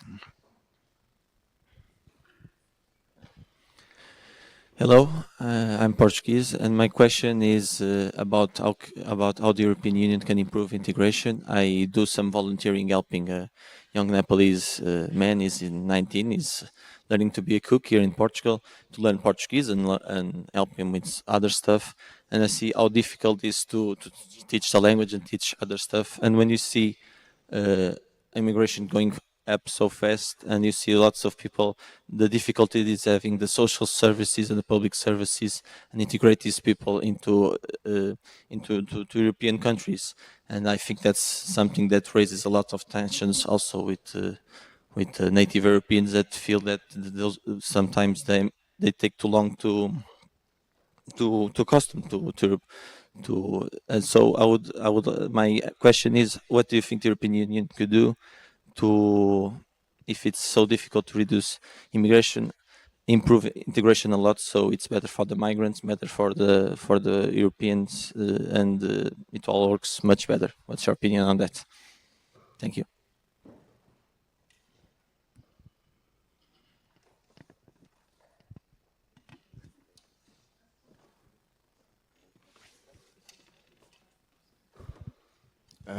Hello, what is your stance on Frontex, please?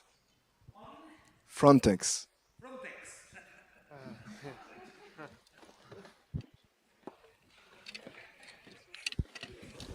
Okay, I start with that. You know, Frontex was created under my proposal. So, guilty, of course.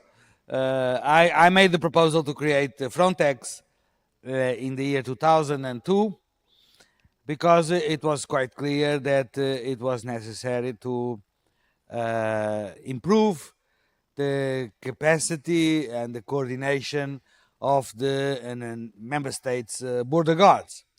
It was created as the embryo of an agency. In fact, Frontex became a fully fledged agency only in 2007 with the Lisbon Treaty, but first with the Constitutional Treaty, the late Constitutional Treaty, and then the Lisbon Treaty. Okay, I think that there is added value in having an agency in charge of supporting member states in the control of their external borders. But one should bear in mind a very significant figure. Now I'm going to say something that Frontex is going to be mad with me. There are 10 billions for Frontex, okay? But the reality shows that 60% of the irregular migrants that are in Europe did not come in through the borders irregularly. I don't know if you understand what I'm saying. The majority of the irregular migrants come regularly. So border controls are useless to identify them. Okay, 10 billion for 40% of the irregular migrants, then how much for the others? And that's the point. That's my point. We are in the pact missing the regular migration part. We only focused on border controls and irregular migration and the link with the asylum system. Quid about the regular migration, regular pathways to migrate. That's missing in the pact. It was not missing in the proposals of the Commission, but the member states only took on board this part and they just left the rest outside.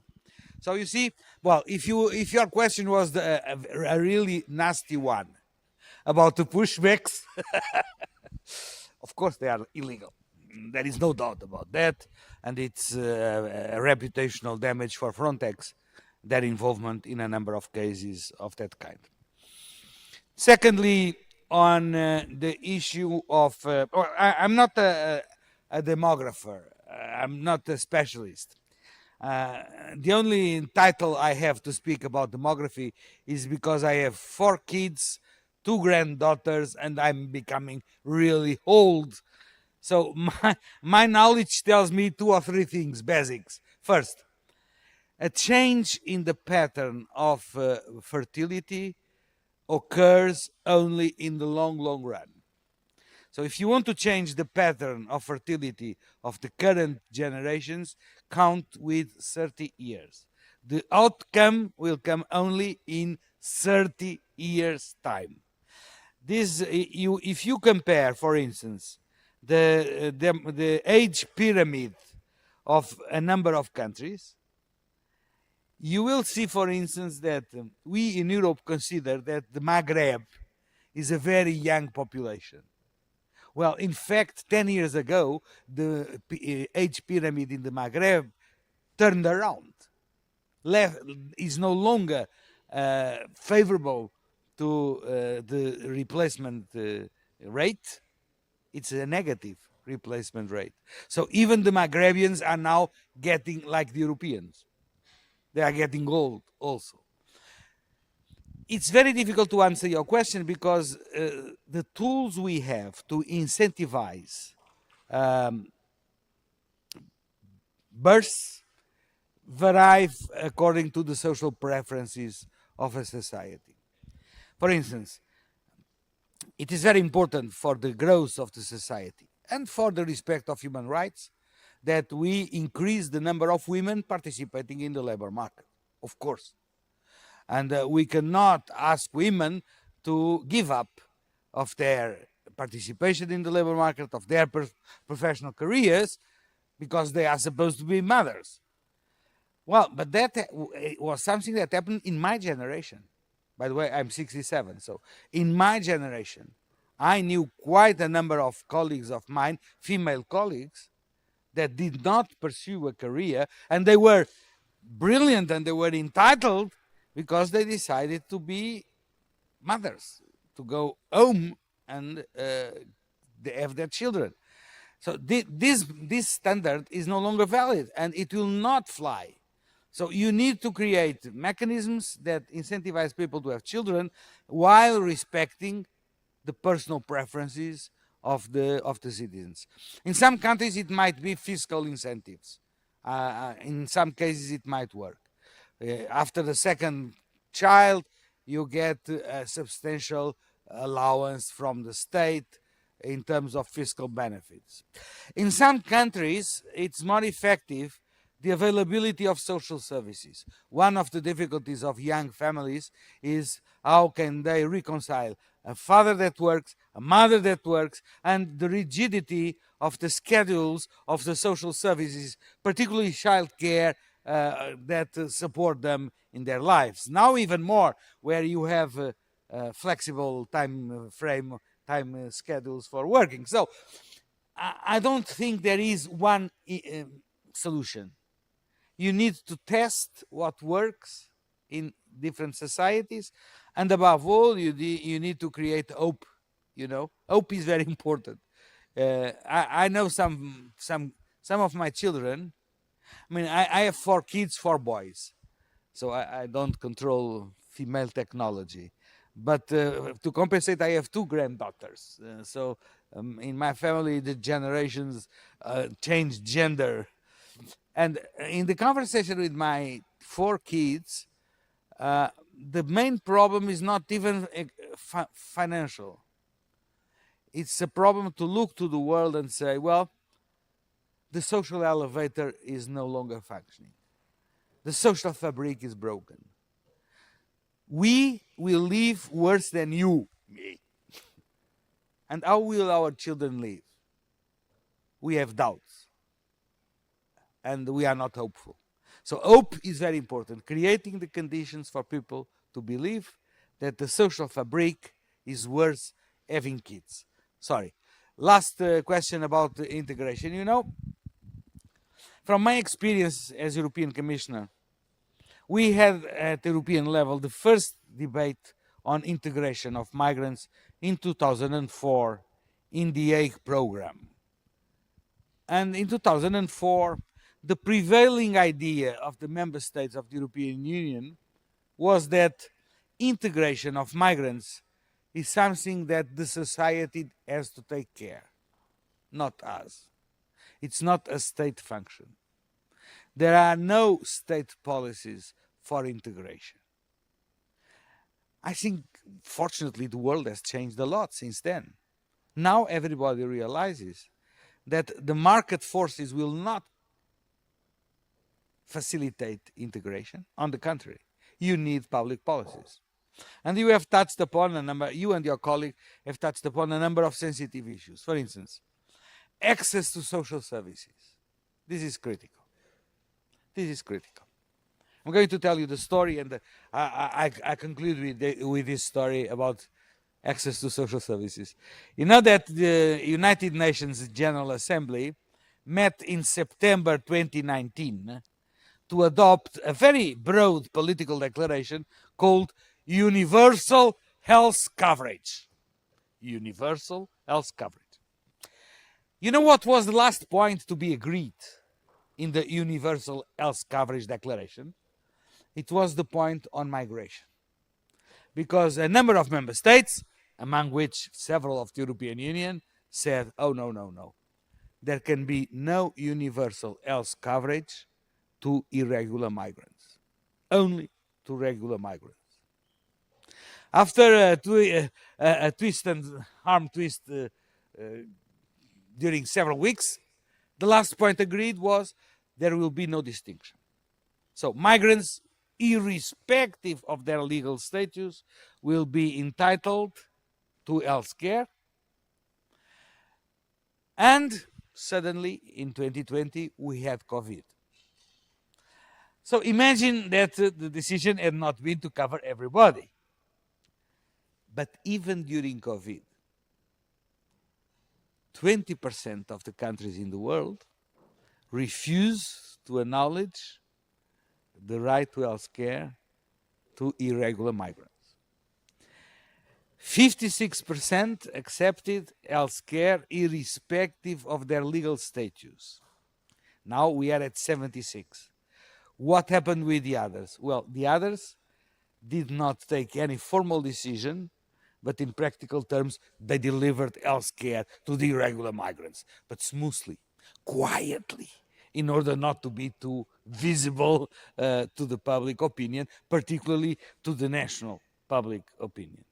So access to services is critical. is critical for the integration of migrants and also for the well-being of the host communities.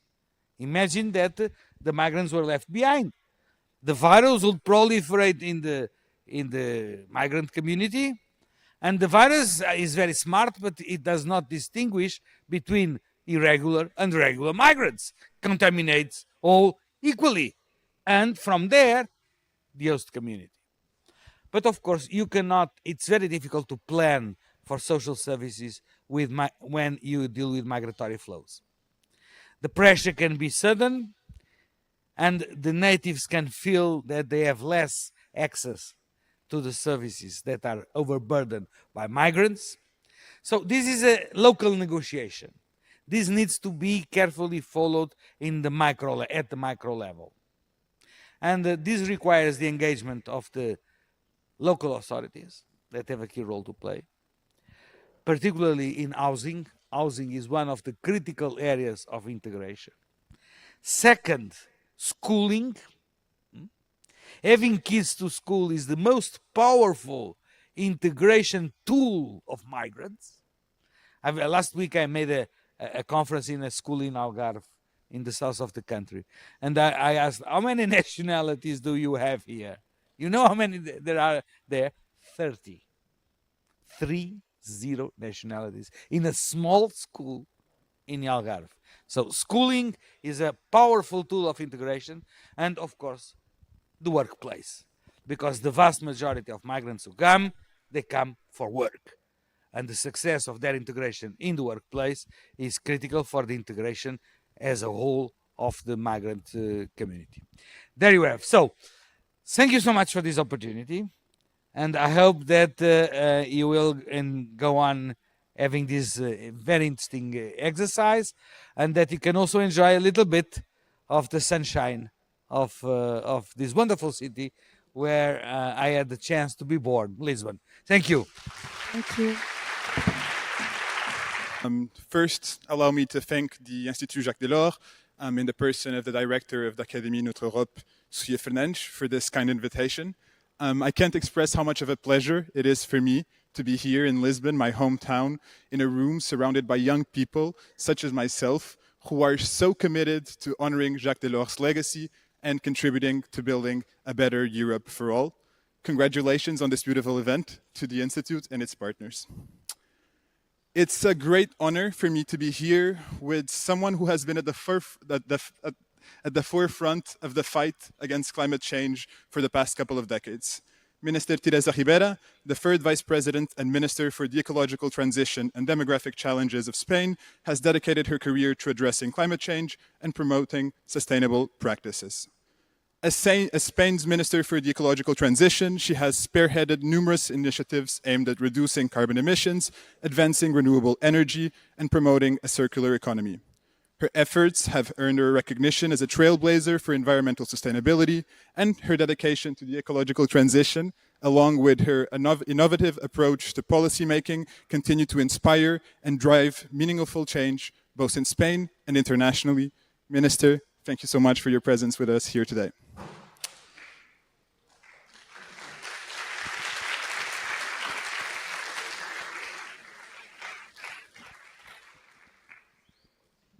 Our panel today is titled Towards a Green Deal 2.0. The European Union's Green Deal has been one of the bloc's most successful and transformational policy frameworks, driving significant progress in our fight against climate change.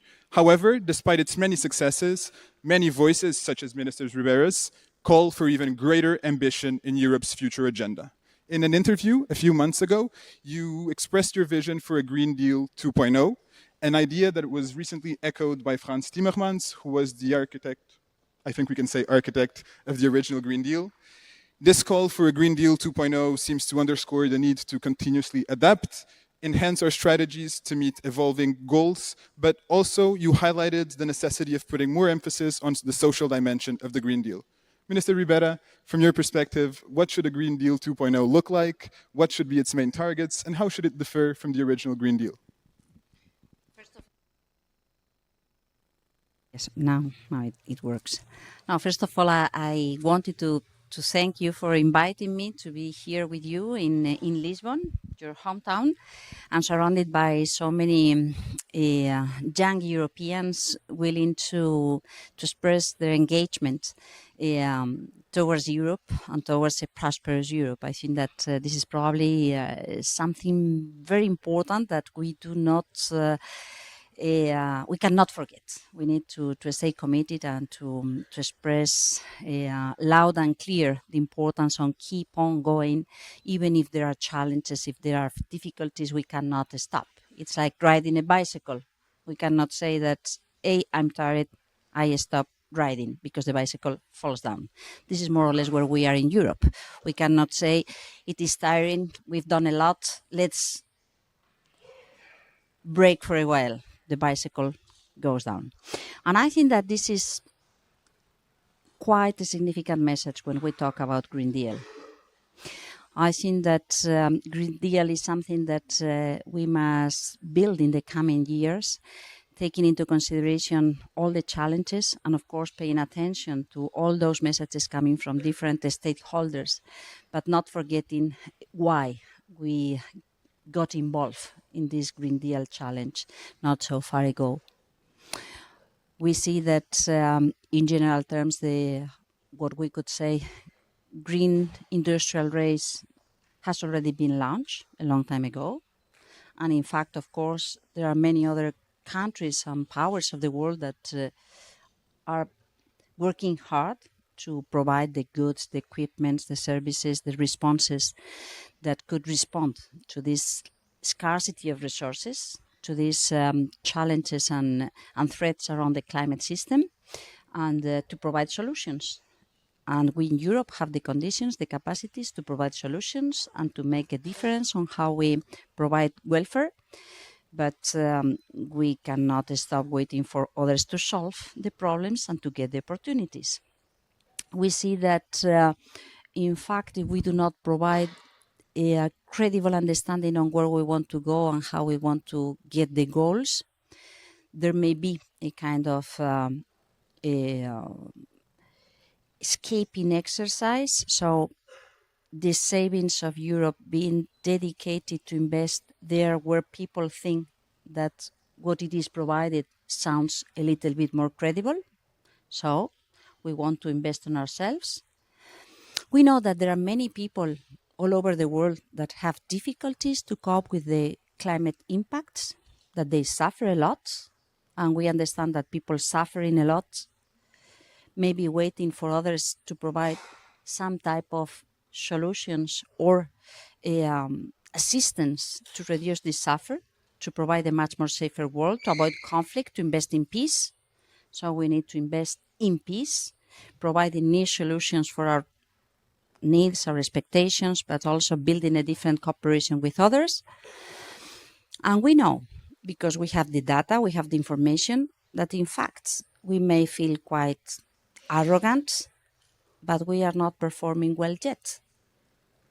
That we do still see in the horizon that the impacts of climate change will make will harm our economy and our societies, and will find our industry or our local communities not prepared for what a different climate may mean. So, for our self-interest, in order to provide the innovation and the capacity to update our industries, in order to ensure that we can count on a peaceful future all over the world, it makes sense to invest in the green agenda, to keep on investing and to avoid that the bicycle comes down because we are not riding. That's the general comment. Then yes, you are right. I think that Vice President Timmermans and in fact the 27 member states and the Parliament and the European societies were backing this Green Deal. And it was very important. And it was proven to be very important dealing with energy when we had to cope with the energy being used, the fuels being used as a war weapon in the invasion of Ukraine. There where we had the opportunity to provide energy by other means, we were a little bit stronger. We were in a little bit safer space. There we did not have the interconnections that allow us to show flexibility. It was a little bit more difficult to ensure this solidarity in place. So that made us also think that in economic terms, in energy terms, if we could change the way we produce and we consume energy, if we could develop a common energy policy, if we could avoid the borders, it was a wise decision. So I think that was an additional reason why we could be pushing forward this agenda. And the fact is that we have been through one of the most interesting and intense periods of the European construction in decades. We managed to get a very ambitious and complicated green agenda being mainstream in different policies, in different approaches. Either if we were talking about transportation, about industry, about environment, about trade, about energy, we were thinking on how we could reflect in a much more consistent manner the green requirements. It doesn't mean that everything was solved, but it started to be mainstream in the different policies. Such a big change in such a short period of time was difficult to be absorbed, to be digested by any average citizen in the street. Sometimes it was easier, sometimes it was a little bit more complicated, but of course there were many question marks. What does it mean for my family? What does it mean for my economic sector? What does it mean for my industry, for my country? I am prepared to do so. Is anyone taking into consideration that I would like to enjoy my salary at the end of the month, and I'm not only thinking about the big primary headlines, but also about my very local and routinary and day-to-day concerns and so on. That's something which is quite important. So yes, we saw a kind of backslash and skepticism. Please stop, go down, slow down. Let's try to figure out if we can do it a little bit less. But in fact, the climate system, the ecosystems, the industrial race is not going to stop because it is not the adequate moment to take decisions in Europe. No, that doesn't happen that way. The question is, either we take the decisions, the right decisions right now, either we will find ourselves in a situation that we will have to cope with the consequences of not having taken the decisions. And we know that very well in our small countries when we talk about water, for instance, water scarcity, droughts, and water stress. Either we mainstream climate scenarios when thinking about water policy, or we will be facing very complicated situations in the time to come. This type of examples works a little bit everywhere with different aspects of the day-to-day life. So the question is not whether we stop or not. I think there is no other answer that no, we cannot stop. But what we can learn from what it has been happening during the last years. Is the finance sector prepared? Is the insurance sector prepared? Is the labor market prepared? Is the different sectoral policies approach consistent with this type of concerns? Is the society backing the type of decisions that we are taking, understanding and acceding to the benefits, experiencing the benefits of this transformation? Or on the contrary, people feel reluctant because there are many question marks and not many answers and not many capacities to provide certitudes on how this is going to happen. Is it fair what we do? The transitional cost of this transformation are being taken into consideration when thinking on higher prices on energy. Fantastic. It may send a very interesting signal for the macroeconomics, but what does it mean in the family incomes, in the households, and so on? This is why I think that the question is not to stop, but how we can improve what we are doing and how we can implement in a smart manner what we have already agreed to do. And I think that there are at least 4 big issues where we may need to pay attention. One of them is, yes, the aspects dealing with justice, with the perception of social justice, not only for workers, also for consumers. To what extent we can invest in the skills we need, to what extent we can provide a social understanding on what type of impacts every single decision may have, to what extent we can lower this type of impacts while we invest in the opportunities. The second thing is how we can ensure that the innovation, industry, and economic opportunities are being built. How this big industrial race that is already taking place can be developed in such a way that it means additional innovation, update of the way we produce goods and services, so to modernize our industry. When we think about competitiveness of the industrial sectors in Europe, we see many people saying, so let's stop the green agenda. And to me, it is the contrary. Let's think how the green agenda may be a relevant driver of this modernization, and how we can build the enabling conditions so to come along with the different industrial sectors to ensure that it goes in such a way that it creates opportunities, local opportunities for the employment, local opportunities for a much more efficient use of materials, of goods, in the production of whatever type of industry we are thinking of. Because that could be calling for further innovation, so reinvestment and credibility for investors, so to be sure that our savings are being invested in Europe and that we can keep on going. The third thing, which I think it is quite important, is a much more open dialogue with the different stakeholders. This is too much, too heavy, too intense, too short time. And it cannot be achieved if there is not a huge general support coming from the society.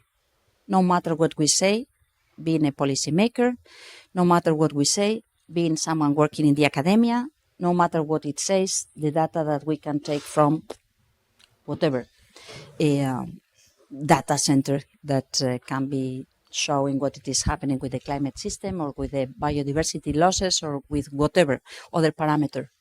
We need people to understand what we are doing and to feel engaged in this process. So we need to update how we get these conversations in place. Of course, with the young people, but also with industrial stakeholders, with the local communities, with farmers. We have seen how farmers, in fact, for farmers, the main threat would be the water stress, the loss of biodiversity, the lack of new generations getting the farming activity, but it is perceived like a big threat connected to the green agenda. So how we can keep this dialogue, so to say that we can work with you and how we can do this. And this drives me to the final comment, how we can use this also in geopolitical terms, how we can work to build other partnerships with other countries, how the green diplomacy being something that can be quite useful to build a much more equal approach to those countries that are suffering and coping with the impacts of the climate change. Think about who is suffering the most. In the vulnerability index, we saw that 12 out of 20 most vulnerable countries are suffering conflicts or war conditions. How we can think about Europe in geopolitical terms dealing with this agenda, and how we can improve the capacities of our relationships with third countries around these issues, not only to reduce the suffer, but also to get the opportunities for development, thinking about raw materials and strategic autonomy, thinking about coping with the impacts of climate change, or access to water and energy in a much more safe and affordable manner. I think that this is something that we have started to check and to explore, but still we have lots of things to do. So I guess that the reasons why we need to keep on building a Green Agenda 2.0 are quite strong, and the capacity of Europe to build a much more consistent Europe along our values, traditional values, and in a positive way, not to say I want to be against everything, but on the contrary, I want to build common proposals among the different European societies and elsewhere, is quite appealing, I would say. So that's what I would say to your question.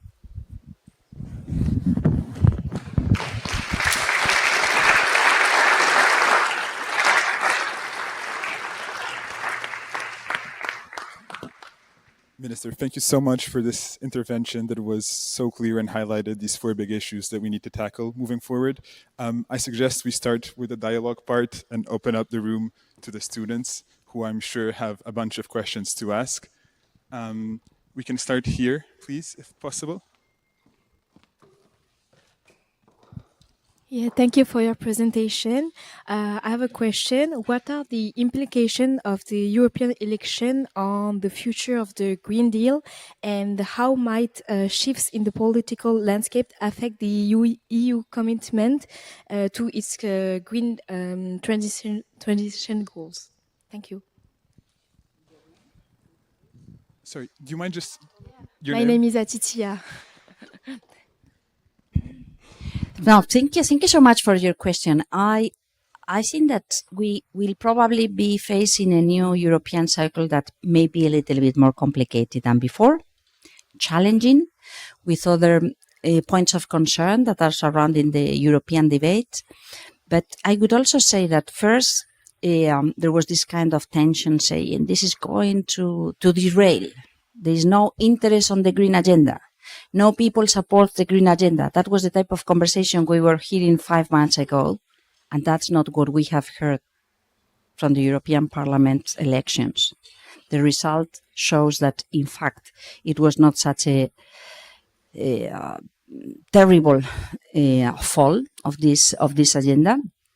It was fragmentation, it is complicated, but the political families supporting the green agenda are still the majority families in the European Parliament. That's my first comment, which doesn't mean that the results, the outcome is fantastic. Everybody wants to support. But yes, there is still something which is quite clear. We have the consensus enough to build around the green agenda. My second comment is that the business case is so clear. There is a very important debate around this issue, which is it still an agenda that could only work thanks to the policy decisions, or it has already been embraced by the markets and the investors? And I would say that there is no clear yes and no for any of the two options. But the European business have already invested a lot. And there is something which is very clear. We have no oil at all. For a very long while, we were the ones being the great demand of oil all over the world. This is not the case anymore. The later we enter into a transformation of our own economic parameters, the more difficulties and the less opportunities we will be having in front of us. And the business community does understand this already. So I think that we have still witnessed a shy position coming from the business community. But the European business community is not going to allow so easily or to accept so easily. This is over, let's stop and let's come back and see. Not even the car industry. And not even the car industry, because the example of the EVs coming from China is quite paradigmatic. The Chinese government took the decision, betting on being the champions on electric cars and batteries and creating the industrial ecosystem around the car industry to be the champions of the world. So we have 6 years of delay, 10 years of delay. But if we do not keep on going building these ecosystems at the industrial level in Europe, we will find ourselves with cars, with washing machines, with planes, with I don't know what other things coming from the rest of the world. And that's something that the industrials do know.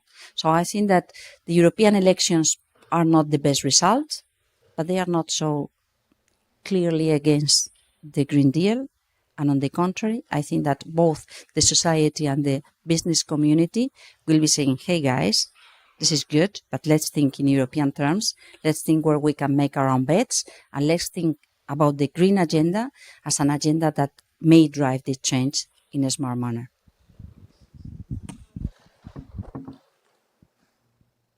Thank you very much. Will you just pass it to that side, please?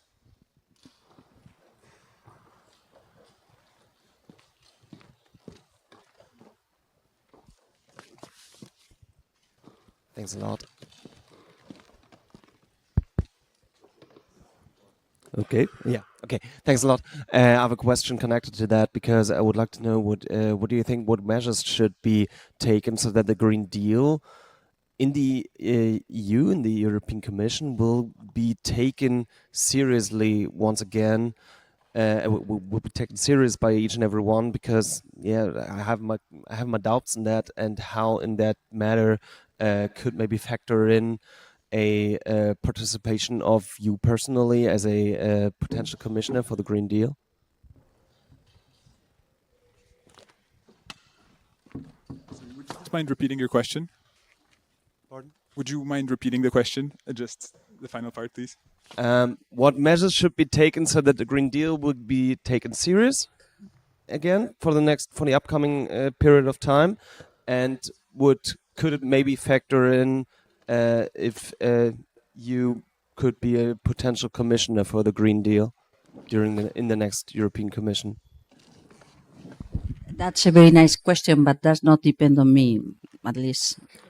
Well, no, I think I honestly think that we need to be quite clear on this. I think that too often what we hear is those raising the problems, but not those raising the arguments why, or the proposals how. And I think that the Commission needs to be quite firm on this. This has been probably the most difficult kickoff of this agenda. But there will still be many challenges, and we need to be humble on that. So we know that retrofitting the whole built infrastructure will take time, that we need the labor skills, that we'll need the financial conditions, that we'll need the involvement of the local communities, that we need the big cities thinking differently, that we will need to build new partnerships with different players, and that the traditional way to understand Europe as a commission taking decisions and everybody's on board does not work anymore. So this is why the participation needs to be much more refreshed, let's say it this way. Then yes, I think that to a certain extent it will be very important, not only the consistent, the policy coherence alongside the lines of what Ursula von der Leyen, the candidate to be leading the Commission, will be presenting next week in the Parliament, and how it is responded by the Parliament, by the European Parliament, but how this proposal is being developed in the time to come, and how the different people being placed in the different portfolios of the Commission can build teams around these ideas to avoid inconsistency. So it's not that it is not going to be challenging, it will be. But I think that what we hear from the polls, what we hear from the big questions and expression of interest or concerns from the society worldwide, but including in Europe, it is bold and clear. I mean, people does understand that we need to do more. So there may be need to develop regulatory frameworks still, and we still need to pay attention to the multilateral context. Europe has always stressed the fact that the global order requires a committed multilateralism, and being credible in the multilateral context means honoring our commitments, but also keep on building around the different settings, including the climate convention, the biodiversity convention, and not being contested by others saying that we do not respond to our challenges, and there will be some challenges back in fall. I think that the personal involvement of every single commissioner, The whole program being led by the President of the Commission and the enhancement of these partnerships with the different European players will be very important. My conviction is that we will have some flavor of what it is happening in the coming 6 months, how the Commission starts, defines the priorities, and defines how to get this dialogue in place as soon as possible.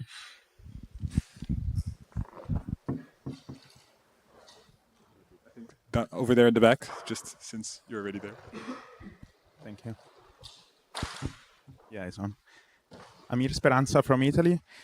Minister Ribera, could you please share some of the most successful environmental policies or initiatives from Spain that you believe could be effectively adopted as a best practice by other European member countries to enhance their sustainability efforts? Thank you. Thank you for the question. Now, I think I could take 3 examples. The first of them is phasing out coal. This was one of the most challenging things when we arrived in government back in 2018. There was still coal mining open and working, and there were almost 15% of the power production was coming from coal thermal plants. But we had some obligations towards the European legislation that should be fulfilled before the end of the year. And we had, of course, a big relevant social issue on the ground, because there were many people, many local communities that had been earning their lives for decades and for generations around coal. And our conviction was that it was impossible to phase out coal without paying attention to the reference on just transition, how to create a different future, how to pay tribute to all those generations working around coal, particularly coal mining, that had been behind the creation of wealth and the modernization of Spain. But also behind many values, including the solidarity around the unions and workers and the rights of workers, and so on and so on. And I think that we have done a reasonable, quite job investing and asking the business communities to invest, and asking the power companies and the mining companies to take their own social responsibility towards those regions where they have been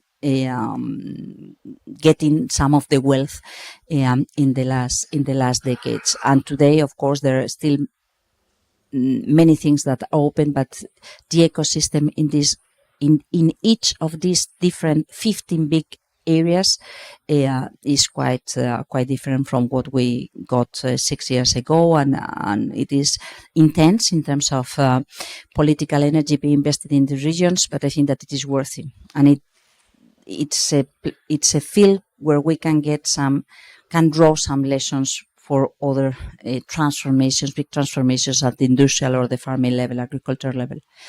The second thing is understanding that the revolution, the energy revolution, goes beyond the electrons and the molecules. It requires a different infrastructure. It provides different opportunities on the ground. It deserves attention from the financial perspective.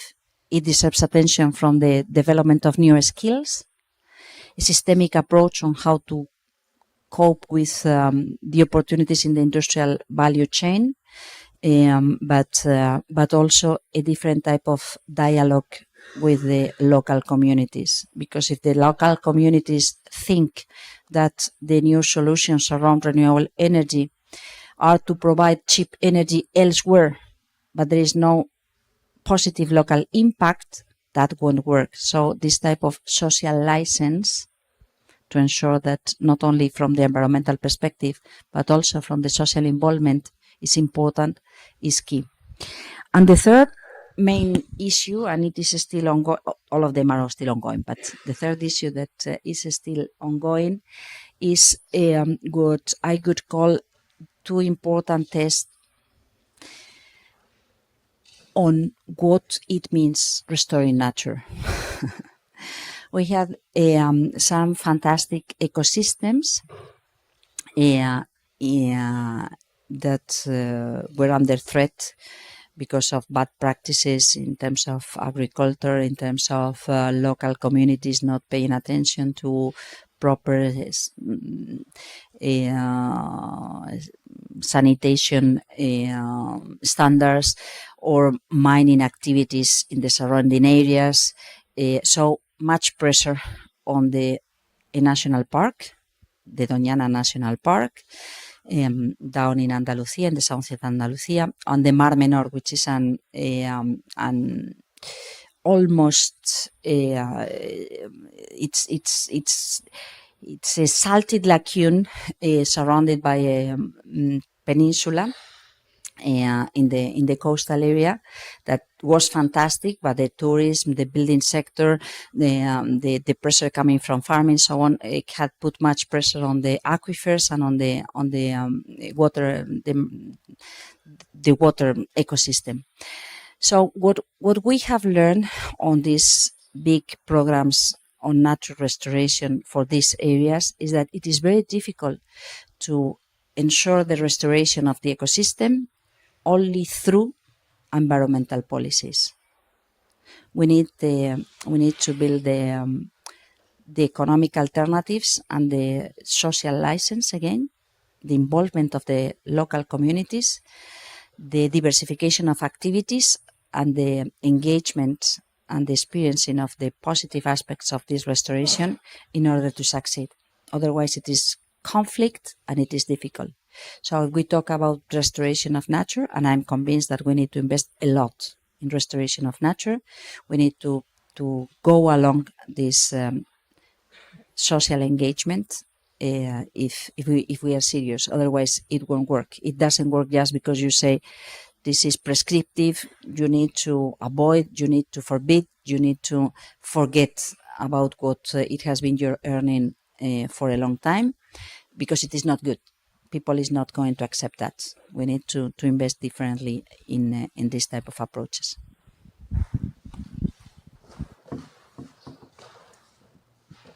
In the back over there, please. Hi, thank you. I would like to follow up on the Green Deal and the social aspect. More specifically, how could we reinforce the social dimension of the Green Deal, ensuring that the transition to an economy is socially inclusive and equitable, and particularly maybe for the vulnerable communities and workers in traditional sectors, as they're the most affected ones? Thanks.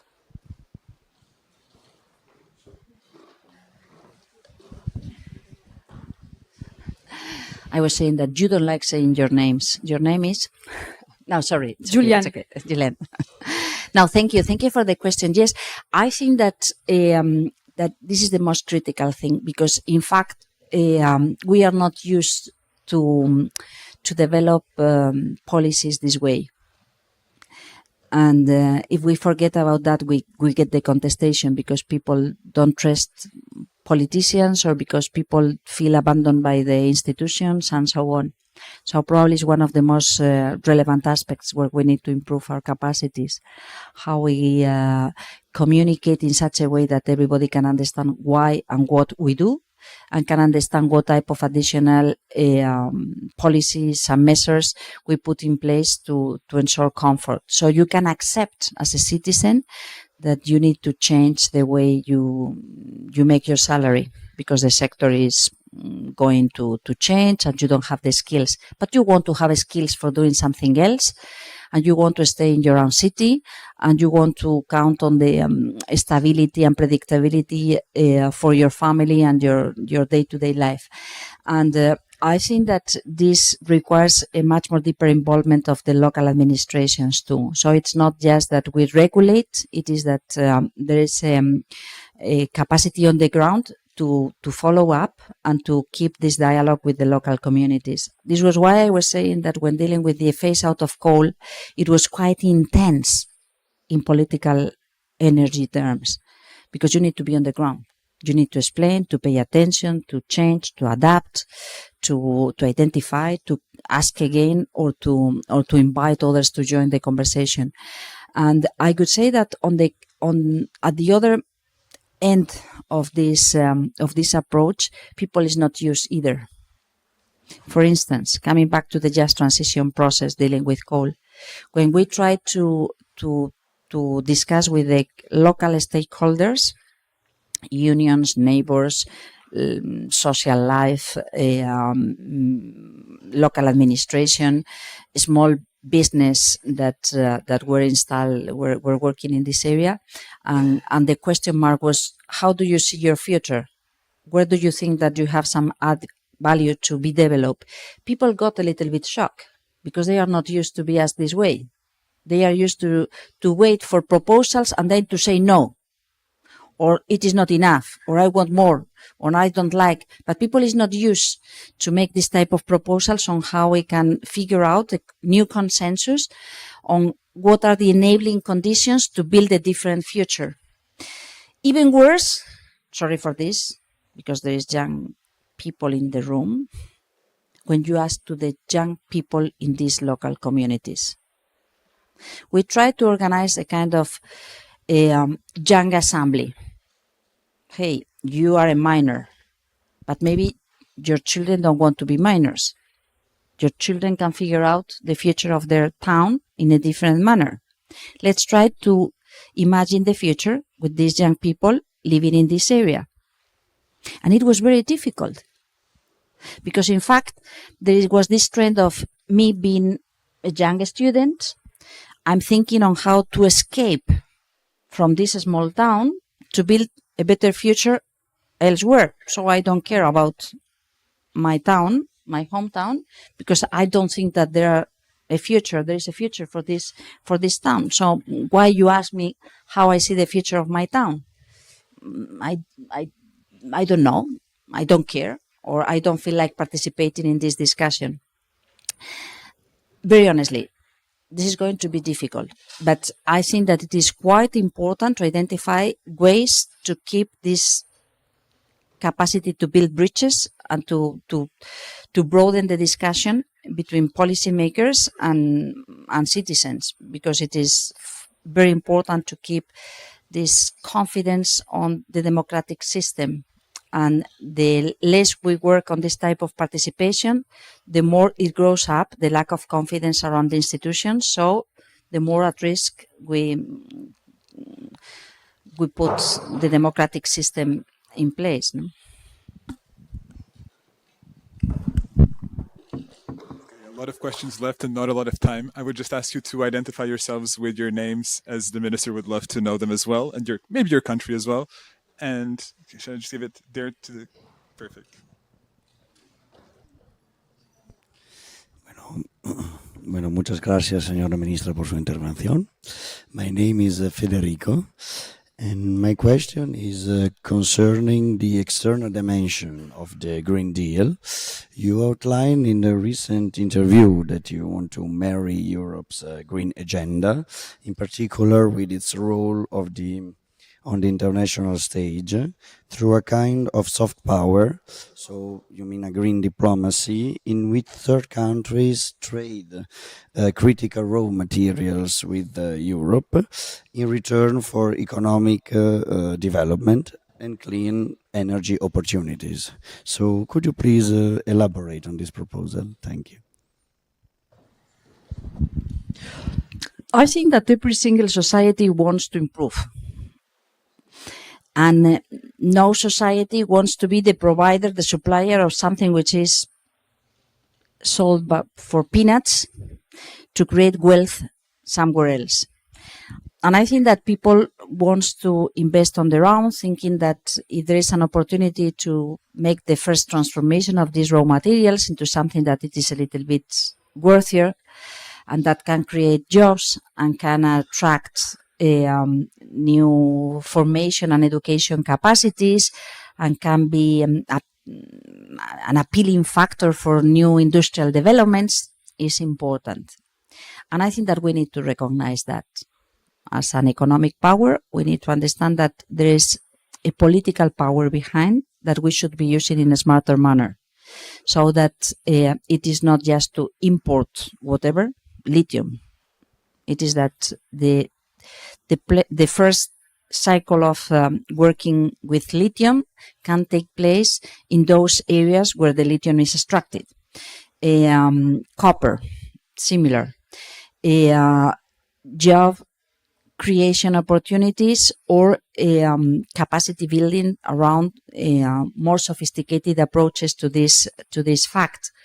Investing in a new energy system that takes into consideration the local, not only the local capacities, but the local opportunities, either wind or solar or whatever, or the grids or the whatever. So I think that there are many aspects where we can try to build things differently. And Europe has started to do so.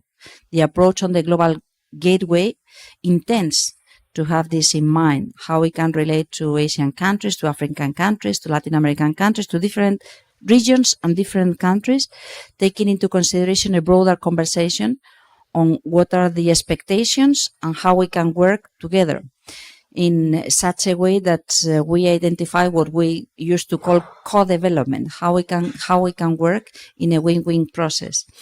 And again, I think that there is this positive incentive, but there is also the negative incentive for us and for them. If, on the contrary, what you've got is very good conditions coming from another superpower that does not provide this opportunity, but long-term contracts at a higher price, but with no premium in terms of co-development benefits, we may be risking our opportunities to build a peaceful common future, but they could be missing the opportunity to invest in co-development since the very first moment. So I think that we need to use this in a smarter manner, because yes, we need to build our own capacities to be very efficient in the use of materials, and the circular economy may help, and the capacity to invest in research and innovation to develop new materials that are more abundant on Earth, to be less dependent from others and to avoid new dependencies is important. But even in that context, there may be a need to count on other countries. So if we are thinking in terms of how we can build a much more healthier globalization that combines in a smarter manner global and local, we should also be thinking on the access to benefits at the other end of our partnership in this local approach on development. We're running out of time, but we'll have the time for one final question. I hope, Minister. You were the first hand that I see raised, so maybe right there, if possible. Your name and nationality, if possible. Ooh.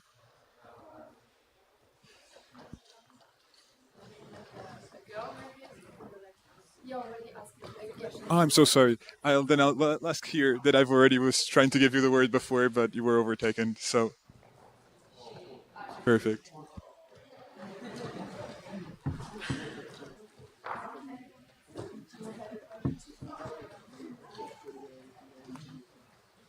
So the minister is telling me that she has 10 more minutes, that she would love, given there are so many questions, it would be great to extend a little bit. So let's just take 3 questions in a row, and then the minister can reply to all 3 if possible. So we can start with you with the pink shawl, and then we can go over there, just because you're the second person that I saw, and right here in the front, the third one. Your neighbors, you can't, sorry.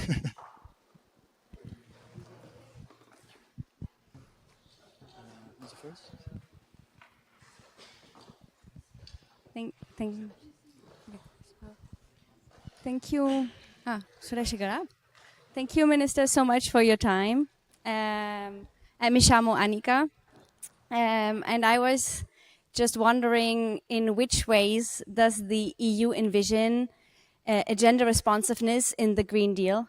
I was imagining that in the green transition, the main industries that might be impacted by the transitions are still very male-dominated industries, like the car industry or the energy sector, where the jobs will be lost or transformed, or we all know that globally, women are most vulnerable to the consequences of climate change. So I would love to hear your thoughts on how to make this transition also gender responsive. Thank you. Can I? Okay. Hi, I'm Leandro from Italy, Sicily. In 2030, given the basics on the Repower EU, we should produce over 60% of electrical energy from renewables. This is what is projected. But what is the expected drop in energy prices thanks to renewables? And are there regions where the most renewables are going to be installed, going to benefit more in terms of energy prices drop in order to compensate for the use of land? Thank you.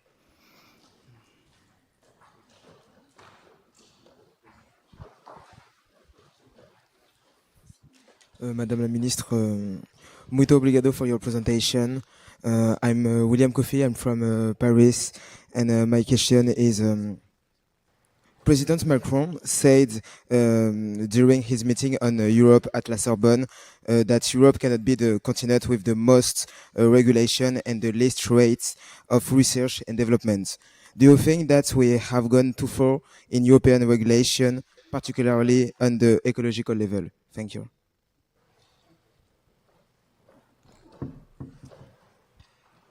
The Minister was suggesting that I take an additional question from a girl, as I've been very biased. So if there's any, right here, I think. Hi, thank you. I'm Luna, and I'm from Spain as well. So I was just wondering if you could elaborate maybe on how the Green Deal will balance the economic growth with environmental sustainability now that energy is a very common topic. I was wondering, like, if you could elaborate on how would you manage to balance the economic growth with environmental sustainability, especially on regions in Europe that are very reliant on fossil fuels. Thank you.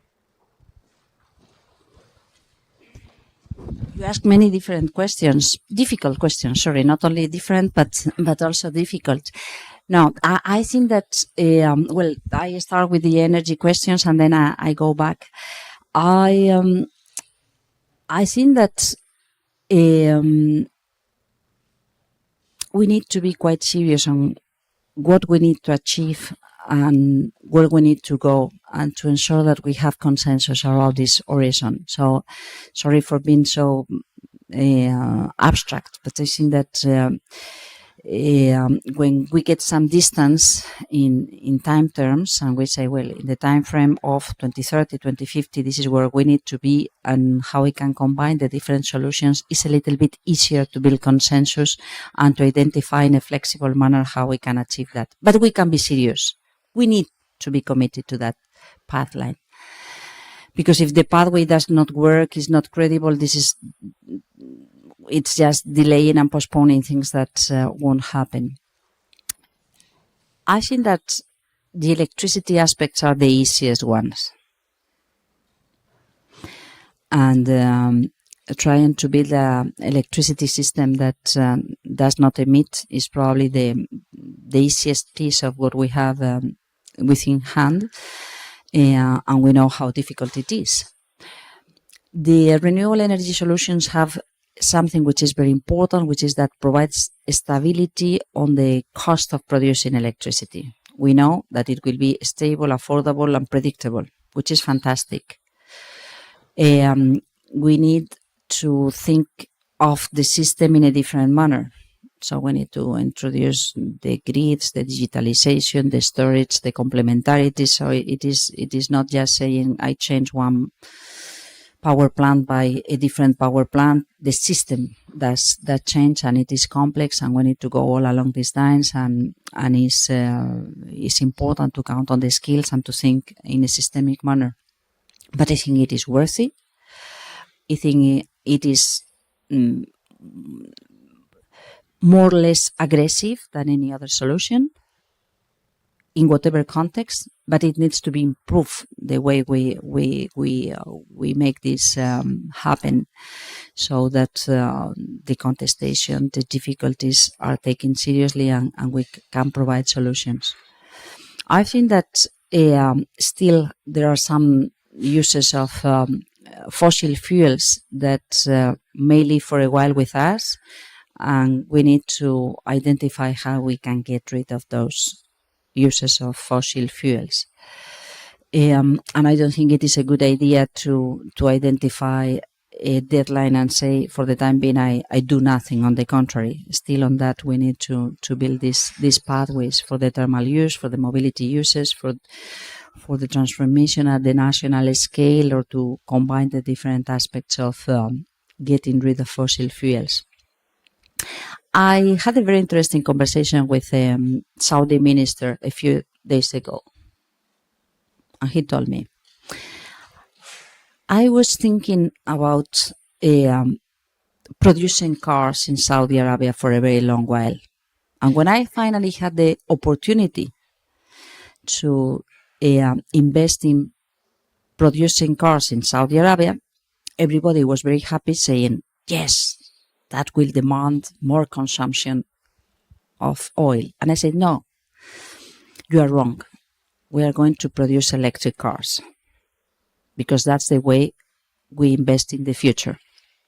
I mean that, in fact, and I asked him if I could share this small story with others, and he told, yes, please do it. So just to be, it's a small story, but it is interesting, because in fact, what we need is that everybody understands, including those making big profits out of fossil fuels, that whatever time it takes, it is inevitable, it's unavoidable. So it's much more intelligent to think how we can get rid of that, and how we can divest our capacities, and how we can build a pathway that makes sense and that is affordable by the society. And this is where my big concern is whether we are being able to list the right question marks, or whether we are stick to the traditional way of making the long list of question marks, which is quite defensive on the change. And it is also reflected in the way scientists and researchers reflect on climate change. Of course, it is physics, it is chemistry, it is engineering, but it is social behavior, it's cultural preference, it's values. And this comes on the public discussion, and this goes to the boards of the companies. And I think that it is still there where we have the big difficulties, how we can get everybody aligned in thinking, in using their mindsets in a different manner. That applies to the two questions on energy, but not only. Then there was the question on you were asking me, you were coming from Paris. Yes, please.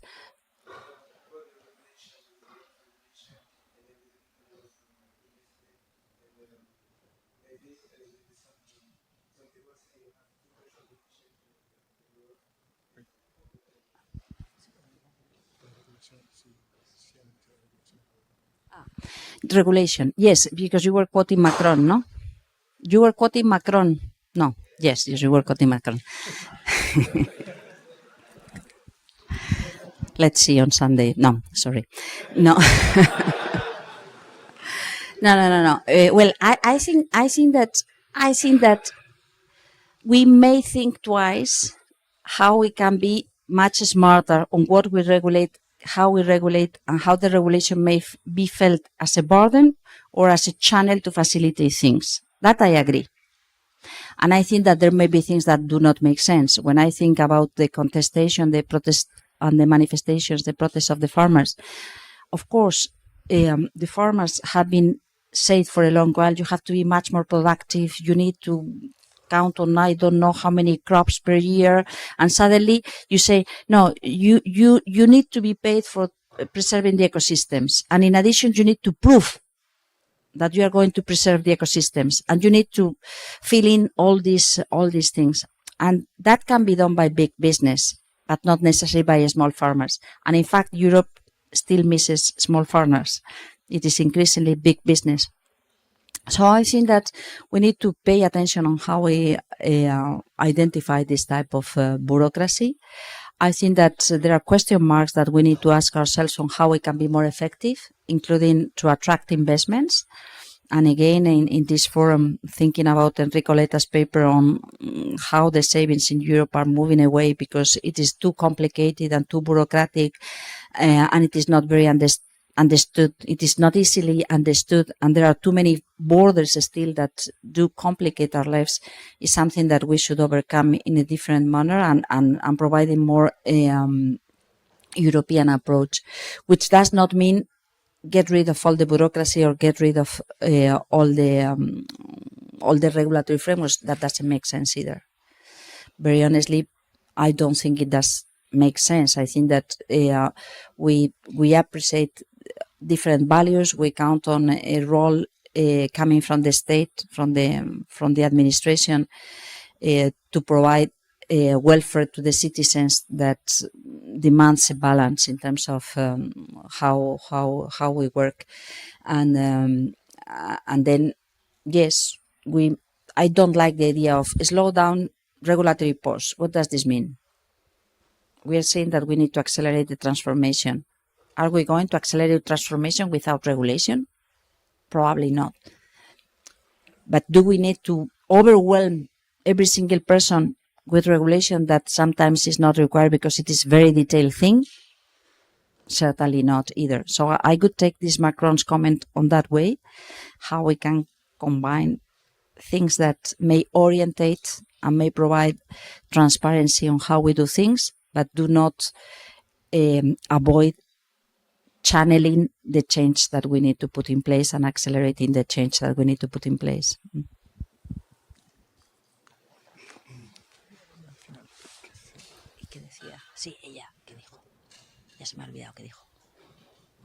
This will be indeed the final one, but you mind just repeating once again the general point of the question?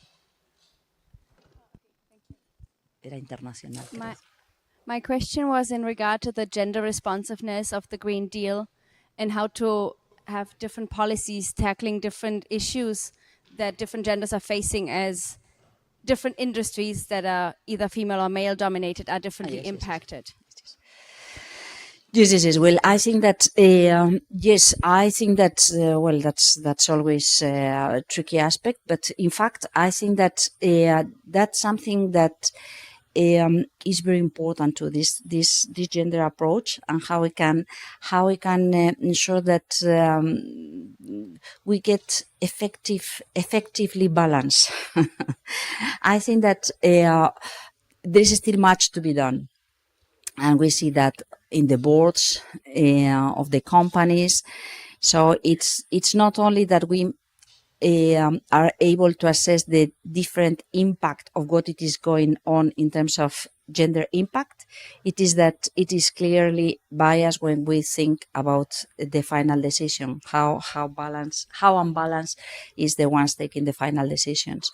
And I think that this requires a much more disciplined approach by everybody. And of course, I'm quite pro this type of approach, instead of thinking that it is just a question of whatever it happens because it is deserved. It is not a question of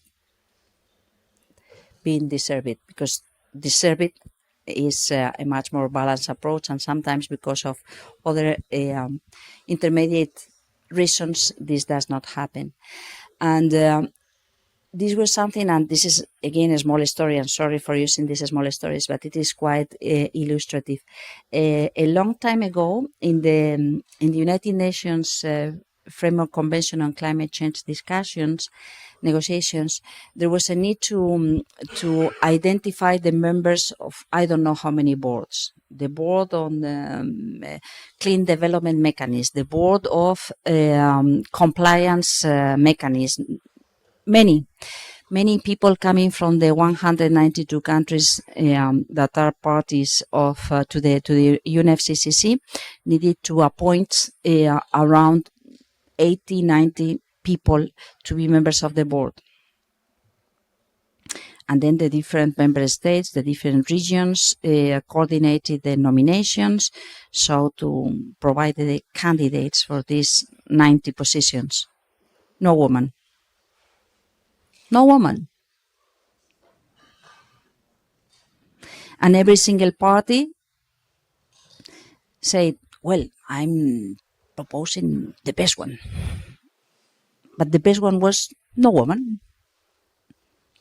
So there was a movement within the female negotiators to say, hey guys, no jokes on this.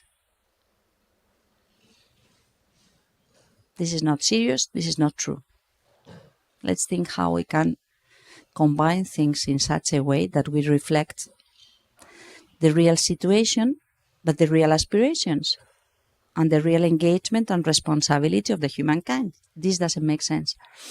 And a process started to happen, which sometimes doesn't work as well as we could like, but I think that it is important to show that it may be quite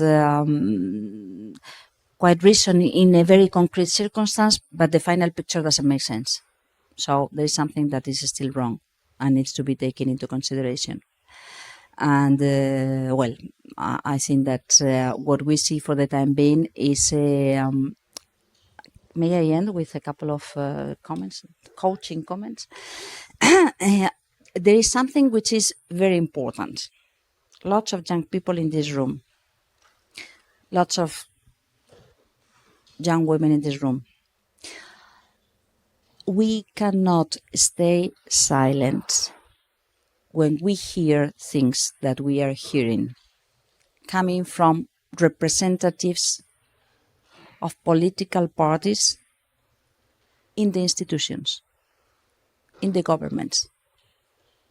I think that this is not something that fits well with a long story of fight for the human rights and for the improvement of our values and societies. And the second thing is on climate and the green agenda. Do not allow the institutions or the lobbies or the misinformation networks to steal your future. Because this is quite serious. I mean, the more you get into what it is at stake, the more you feel the fear. But I think that this is not just to use the fear to stop everybody, but on the contrary, to identify what reasons why we need to be quite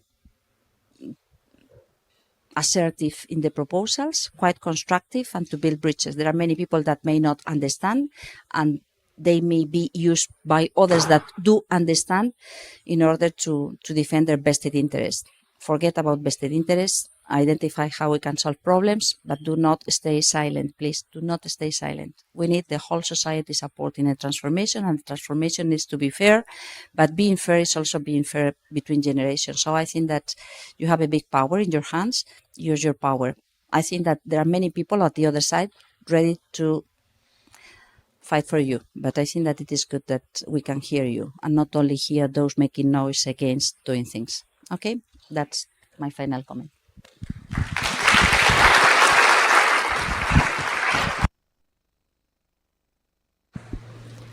All right. You already had the opportunity to have lunch, hopefully regained your strengths, recharged your batteries. So I would like to welcome you all for our next discussion panel. My name is Irina Shkira. I do PR, communications, and fundraising for nonprofits who focus on helping refugees and immigrants. I am Ukrainian, but I've been living in Lisbon for the past 12 years. And today I will be moderating the panel on European Union enlargement by 2030. Please welcome our speaker today, Mr. Lukáš Macek. He is a director of Science Po campus in Dijon and head of the Center Grand Europe of the Jacques Delors Institute, as well as research fellow on Central and Eastern Europe. As I mentioned, our topic of discussion today is the enlargement of the European Union by 2030, and you've got a great opportunity today to hear from firsthand from the person who has been actively involved in political campaigns linked to Czech Republic accession to European Union, as well as various European elections. So get your questions ready. And Mr. Macek, following 2 decades of enlargement fatigue, as well as the prolonged waiting for Western Balkans, as well as unexpected applications from Ukraine, Moldova, and Georgia, 2030 is the year seen as the target goal for the next EU expansion. It has also been identified by the President of European Council, Charles Michel, as the year to be ready for the EU enlargement, both for Union and the candidate countries. And this timeline seems plausible, seeing that Montenegrin leaders actively advocating for the accession by 2028, which would surely re-energize the expansion process. And this could also include other countries like Albania, Moldova, North Macedonia, and my personal hope, Ukraine. Provided, of course, that these countries would make a substantial progress during current institutional cycle. So the question remains, will there be larger EU by 2030, both with political will from Union side and significant advancement from candidate countries?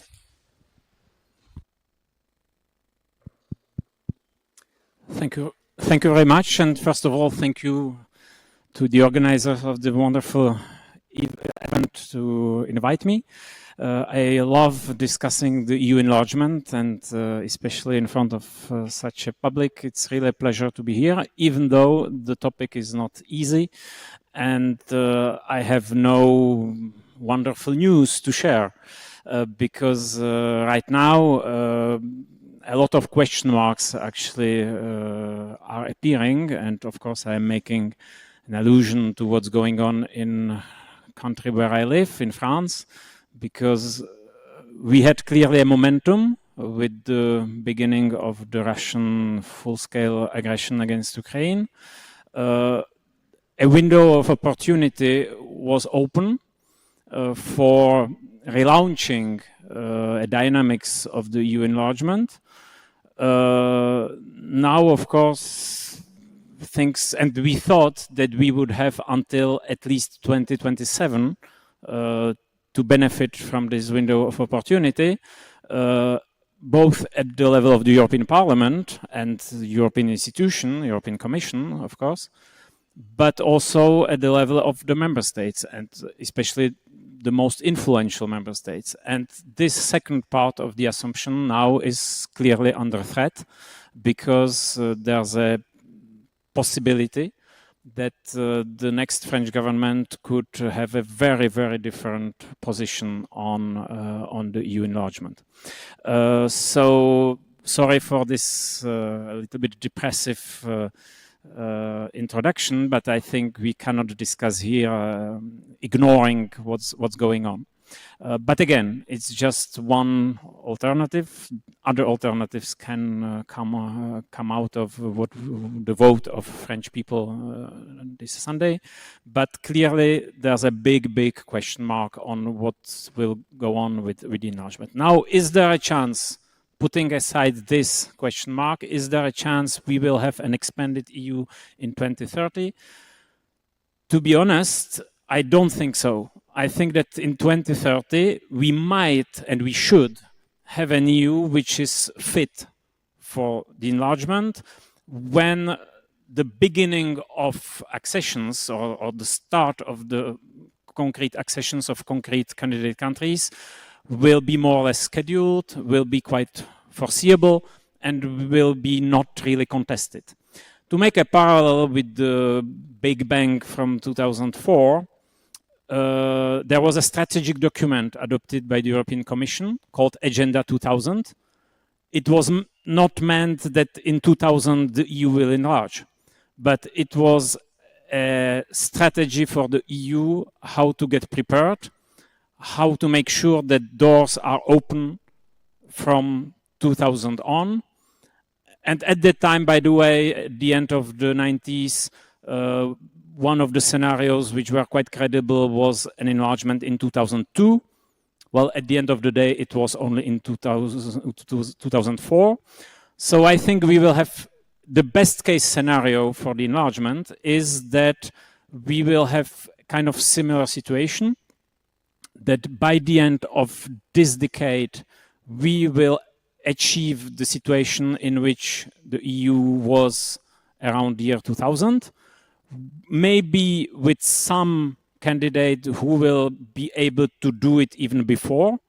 Well, obviously, Montenegro is trying to be the example, the success story of the relaunched enlargement process. It's not something obvious. It's not sure they will be able to do what they want. Now, the Montenegrin government is saying we want to be the 28th member states by 2028. It's very ambitious. Not sure it will happen, but okay, let's keep it as a possibility. But with this exception, I think all the other candidate countries, for me, it's not realistic to achieve the accession completely until 2030. But I think all of them, if the EU makes what it's supposed to do, and if the candidate countries do what they are supposed to do, by 2030, all of them could be in a quite advanced stage of preparation, which would make it possible, and that's where the EU has something to do as well on its side, on budget, on institutions, on various other items, to make sure that we can have a series of accessions during the decade of the 2030s. So that would be my answer to your question. Now, there was a lot of ifs in my opening remarks. Many things can go wrong on the EU side, on the candidate country side. Every candidate is different. That's why personally I don't believe in a new Big Bang scenario. But we have to, again, we have to invent, to define a good, a well-balanced regatta scenario. So regatta, you know, it means that everybody is getting in when they are ready, and it's a kind of competition between candidates. So of course there are some dangers with it, especially because you can have bilateral issues with, for instance, the new member state who will block the next one, which obviously is something it would be better to avoid. So I think we have to, the EU has a lot of thinking on how exactly design the accession process. I think that applying the method from previous enlargements wouldn't work. So we need some inventivity, we need to be creative. And one of the points on which we need to be creative is how to organize what I would call a civilized regatta, like regatta where the cooperative approach of everybody is prevailing. The regatta is not becoming a non-cooperative competition where the candidates actually are trying to help themselves by being negative with the others. So I think the most likely scenario would be a kind of regatta by groups. So candidate countries exceeding by small groups of 2 or 3 member states. I think that would make sense. But again, it's something to be invented, to be organized, to be well implemented. And for me, it's the big task for the new European Commission. And I hope that in the next Commission, we will have a strong political personality who will be in charge of the enlargement, because we will need a lot of political leadership on this within the Commission and, of course, at the level of the member states as well. So 2030 EU, I think, will still have the same number of member states like now, well, I hope still with France in it. I hope it will not be Montenegro against France. It would be a pity. So I think by 2030, we will have more or less the same EU we have now, but prepared and deliberately oriented to a progressive expansion in quite near future. So let's say the first half of the 30s. Thank you so much for such a comprehensive answer and an excellently put metaphor about regate. We now have time for our Q&A session. So please, if you have questions, do raise your hand and you will get the mic. So do we have questions? Okay, the very first hand over here on the second row. Okay, thank you very much.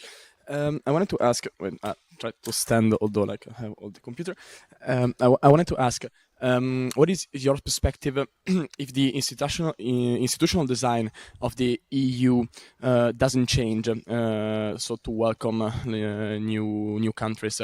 What is your perspective on the possibility of a stage accession for, for like the Western Balkans and the other countries?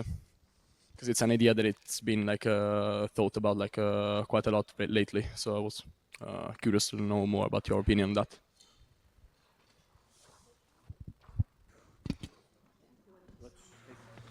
All right, we should take a few more questions.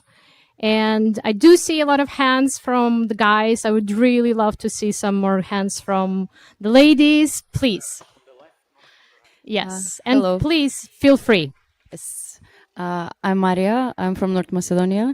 I would just like a comment on the bilateral issues becoming part of our accession process. Not only ours, but every countries which are candidates. So, like mostly, how can we assure that there won't be a lot of other bilateral issues on the road?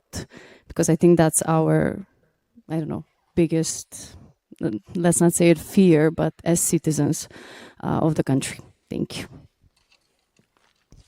All right, let's go with one more and then we proceed. We ask Mr. Macek for the answers.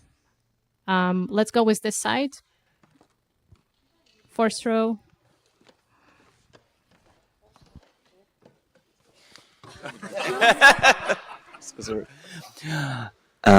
Do you see any possibilities to make the process of becoming a US in a member state of the European Union a bit easier? Just because, just one example, I heard that the entire law of the European Union has to be translated into into one official language of the respective state, which helps the Republic of Moldova actually at the moment, because the official language over there is Romanian and the entire law is already present in Romanian. I discussed on some other event this with a man from the Commission. He said that this will shorten the process by 2 entire years, which sounds to me that maybe the process can be made easier. Use, I don't know, AI for translation, for example. Just to give an example, put a whole perspective on that. If things could be sped up. All right, thank you so much. This last question interests me as well quite a lot. Please do. Okay, so if I got correctly, the first question, it was about, let's say, to put it broadly, the links between enlargement and institutional reform, and also the question of staged accession, right? For me, it's really important to make a clear distinction between 2 things. Reforms of the EU and its way of operating, so basically institutional reform of the EU, and of course, most attention is focused on decision-making. It's logic, it's legitimate. And the reform, not of the EU, but reform of the EU enlargement process. My personal opinion is that on the first dimension, we are in a situation which is not so different from previous enlargements, that we have to lead these two processes together. So, you know, it's the big classic of the EU integration from the very beginning, widening and deepening. And it's very easy to oppose one to another, to make a condition on one for the other. I think it's not like these things have worked so far. And we clearly see then in the past, the best achievements of the EU were actually when these two processes were thought and led together. And I think we have the opportunity for this as well. And of course, the staged accession model, which is an example of the reform of the accession process comparatively to how previous accessions were organized, is one of possible solutions how to conciliate the EU's need for institutional adjustments, or even more than adjustments, maybe reforms, and the enlargement, because it somehow gives more time to the EU, to the old EU, to the member states before next enlargement, to find an agreement, a political agreement on possible institutional changes. So for me, all these things are of course very much linked, but I think where the EU and the next Commission should put a lot of energy is on rethinking the enlargement process itself. Because I think I can imagine an enlarged EU with institutions under extensively used tools provided by the current treaties, because I just recall that the Lisbon Treaty is not used as much as it could. You have plenty of things in the Lisbon Treaties at institutional level we could use better, or we just could use, we don't now. So I think I can imagine an EU of 30 plus member states functioning under the current treaties. I don't say it's the best option, I don't say it will be easy, but I can imagine it. I think it's possible. I can hardly imagine how to get to an enlarged EU using the old recipes, using the method which was used for Central Europe in 2004. I think the profile of the candidate countries are different. The geopolitical implications of next enlargements are different. The public opinion, the mood of public opinions on both sides are totally different. And I think the list could be even longer, but I will stop here. So we need to address the challenge in a different way. Also, by the way, to show to reluctant public opinions that some lessons from the former enlargements were drawn, which, by the way, is unfair, because I think that the previous enlargements were a big success, but unfortunately, in many member states, it's not perceived like this by a substantial part of the population, and sometimes by a majority of the population. So, okay, let's accept it. We lost the communication battle on previous enlargements. We let spread the feeling that actually these enlargements were dysfunctional and were responsible for EU difficulties in recent years, which I think is objectively wrong. It's not true, but in politics, when you have a very strong perception, even if it's based on false ideas, you have to handle it. You have to. It becomes a reality. So we lost the communication battle on previous enlargement, and especially on the 2004 enlargement. We need to also give a clear signal that the next enlargement will be done with the same objectives, with the same political will, but with methods which will be different. And I think the key word here is progressivity, or staged, so gradual approach. We need something more progressive. We need something which is less a big bang, like a kind of progressive incremental evolution to a small or smaller EU to a larger EU. So I hope my answer is more or less okay, so if you have some follow-up questions, don't hesitate. The second, on bilateral issues. I think that clearly the EU should be much more, and when I say EU, I mean European Commission, but also member states, or at least some member states, but I think European Commission has a crucial role to play, should be much more active in handling bilateral issues, not to solve them, but to make sure that the actors of these disputes are not misusing this as they are not misusing the EU leverage to put additional pressure on the partner or the, the other part of the dispute. And there were positive precedents in the past. You know, at every previous enlargement, there were bilateral issues. Slovenia with Croatia, Italy with Slovenia, my home country, Czech Republic, with Germany and Austria. And I will develop the example which I know the best, the last one. Around at 2000, the relations between Austria and the Czech Republic were quite difficult because of two issues. History, post Second World War II, expulsion of Germans to Bavaria and Austria. So it was a problem both with Germany and with Austria.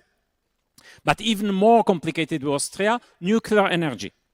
With Czech Republic building a nuclear plant close to Austrian border. And I don't know whether Austrians are in the room, but I don't know whether you picture the relationship between Austria and nuclear energy, but it's not really a love story, okay? So big mobilization, Austrian green NGOs blocking the Czech border, a lot of passions on both sides. So it was not a small thing, it was really a heated debate. What happened? Günther Verheugen, Commissioner for Enlargement, provoked a high-level meeting between the Prime Minister of Czech Republic and the Austrian Chancellor, and he obtained from them a declaration, a political commitment, which happened to be respected later, well, because sometimes you have political agreements which are not, but this one was respected. And it was not that Czechs and Austrians agree on whether nuclear energy is good or bad. No, it's not. It was not the issue. The issue was, okay, we have our disagreements. We will create processes to handle them, to try to overcome them, but it will take time. But in the meantime, it will not be used by Austria as an argument in discussing the Czech accession to the EU. It will not be, the EU accession will not be used as a bargain chip by Austria to put pressure on Czechs on nuclear energy. That's exactly what we need. Well, maybe the bilateral problems in the Balkans are more complicated. Maybe, or maybe not. I think very often in the Balkans, people overestimate how deep and horrible conflicts they have. You know, look at the state of German-French relations in 1950. Read what kind of books French children used to read at the beginning of last century, and how Germans were pictured in these books. And don't tell me that the hatred in the Balkans is worse. So I'm even not sure, but even if the problems in the Balkans are deeper, like Bulgaria, North Macedonia, like now Greece, Albania, like between candidates, of course. Well, of course, Serbia, Kosovo, the biggest problem. But I think a smart and strong EU pressure on the actors of these disputes could bring some examples. And I cannot prove it. It's just a feeling. It's just an intuition. But I think that when a member state is using a veto on accession process, like Greece did on Macedonia, like Bulgaria is now doing it on North Macedonia, or Greece is doing it again now on Albania, I think that politically they can do it without a too big political damage for them, as long as other member states are actually happy with it. Without saying it, but just because they don't feel it's a priority. So I think, yes, when the big problem with Greece was financial crisis and a lot of other things, I can understand that, and the enlargement was absolutely not on the agenda. I can understand the idea of, okay, we will not add another difficult point with Greece, so let's them going on their policy on North Macedonia.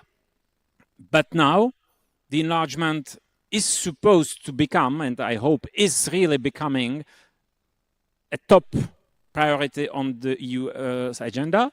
So I think EU should adapt its approach and put all its political weight in the debate. And of course, the EU, and by the way, it's something positive about the EU. EU has no ultimate tool how to oblige a member state to do something, because basically it's a community of member states who are together freely and because they want to be together. So it's not a coercive power.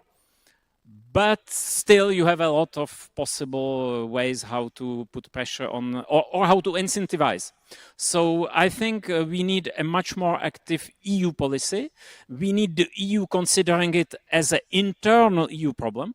You know, typically Serbia, Kosovo, today we have a setup where it's mostly, if I am not mistaken, it's mostly run by the external service of the EU.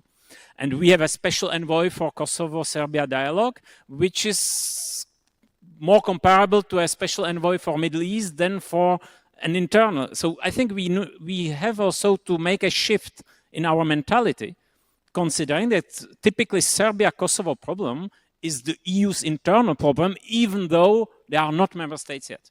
So the mindset has also to move.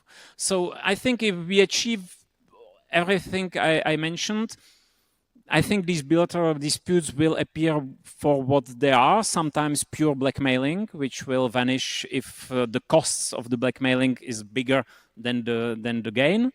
And some of them deep, true problems, but which can be handled and which will benefit of improvement of bilateral relations, and being fellow members of the EU is the best way how to improve your relations. So I am not so pessimistic on this. It will take time. Of course, you need some political elites in the countries who are concerned. Obviously, in Bulgaria, it would be good to have a stable government for a while, for instance. It's easier to make deals rather than having snap elections every few months. So, of course, there's a lot of factors which are not helpful. But again, they are working because so far the EU's demand for a successful enlargement policy has not been as high as it used to be at the beginning of the century. So, and again, in a few months, we will see whether things are moving or not. My advice is, look who will be the next commissioner on enlargement.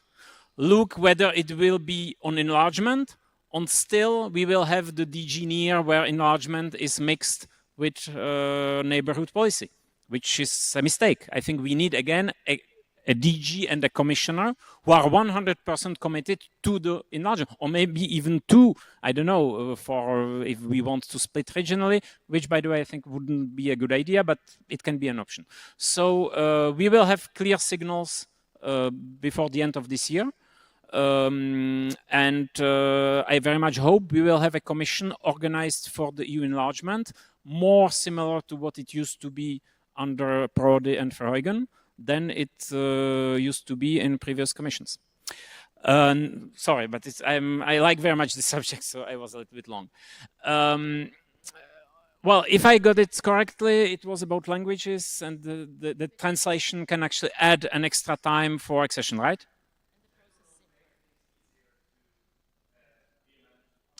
You know, I will give you a very general question, and I hope you will not dislike it. I think you have political problems in any process like this, and you have technical problems. And if there is no political will, all the ministries and all the DGs of the European Commission are full of very skillful people to make very long list of technical problems why something is impossible. But if you have a clear political drive, if you have a clear political decision, these people will have a very clear assignment. Make it doable.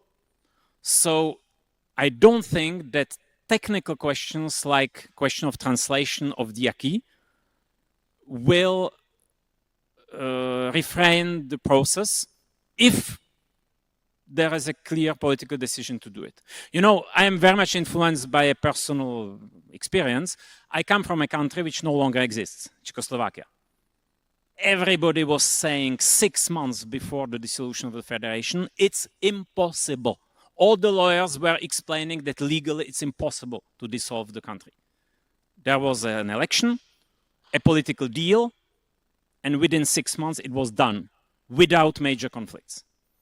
So the lesson I learned from this, from the whole life, is that political will can really change things. And if you ask specialists and technicians, of course, their job is to list all the difficulties, but the politician's job is to lead and to say, okay, your job is to learn how to handle. And it's not about not respecting rules. No, it's about, you know, approaching things in a constructive, imaginative, out-of-the-box way or not. I don't know how many of you know the fantastic British comedy series Yes Minister, but those who know it, just watch the first episode of it and you understand everything about politics and administration. Thank you so much. We still have a bit of time left, so if you have questions, I saw the... Yes, please. Thank you. What do you think about the situation on Montenegro with the new party, European SAD, and Prime Minister Milenko Spajic, and accession of the EU in Montenegro on 2030 is possible with this new government and this and the politics of Prime Minister? Thank you. Thank you. Maybe 2 more questions, please. That's it. Yes, exactly. Thank you. My question is the following. I want to know, okay, the integration of the Western Balkan region is on a long term right now. But in the meantime, the European Union is planning some actions in order to prevent the silent attacks of external powers like Russia and China. And I can take as an example the bad situation that Montenegro lived because of the trapped debt, because of the construction of his giant bridge, and also the construction made by the Chinese companies of a lot of highways in Macedonia. So, okay, in my opinion, this enlargement has to be done right now, and on the contrary is a geopolitical suicide for Europe, but it's my opinion. I want to know, in the meantime, what we want to do in order to save this geographical area that is crucial for us, and obviously in respect for the people that want to join our union. Thank you. Thank you. Okay, so one more question. I would really love it to be from a loquacious lady on the very back row. Hi, it's a similar question, but it's got a different angle. I just wanted to ask, you've been talking a lot about the internal changes related to EU enlargement. How could an EU enlargement be interpreted or maybe even misinterpreted by external countries, by other states, and what considerations have you given to this? Thank you.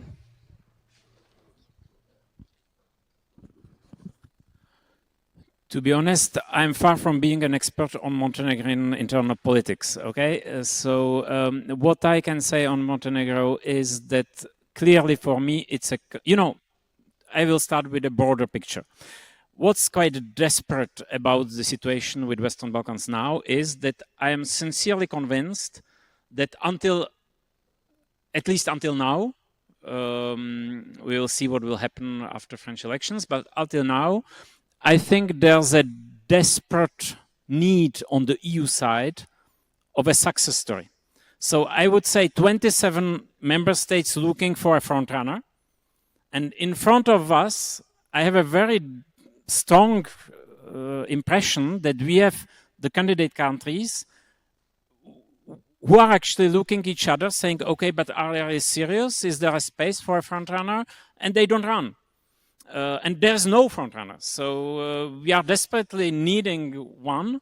And unfortunately, for different reasons, very different reasons, no clear frontrunner is appearing. Now Montenegro is supposed to be the closest to the status of a frontrunner. But even Montenegro, it's not an obvious frontrunner because of political problems. And again, I'm not an expert on Montenegrin politics, but my understanding is that, well, it's difficult to reach consensus, that you had a very difficult task, which is totally understandable. I'm not criticizing. You know, if you are taking power after 2 decades of power of one person and his party, it's extremely difficult to run the state and to do it properly.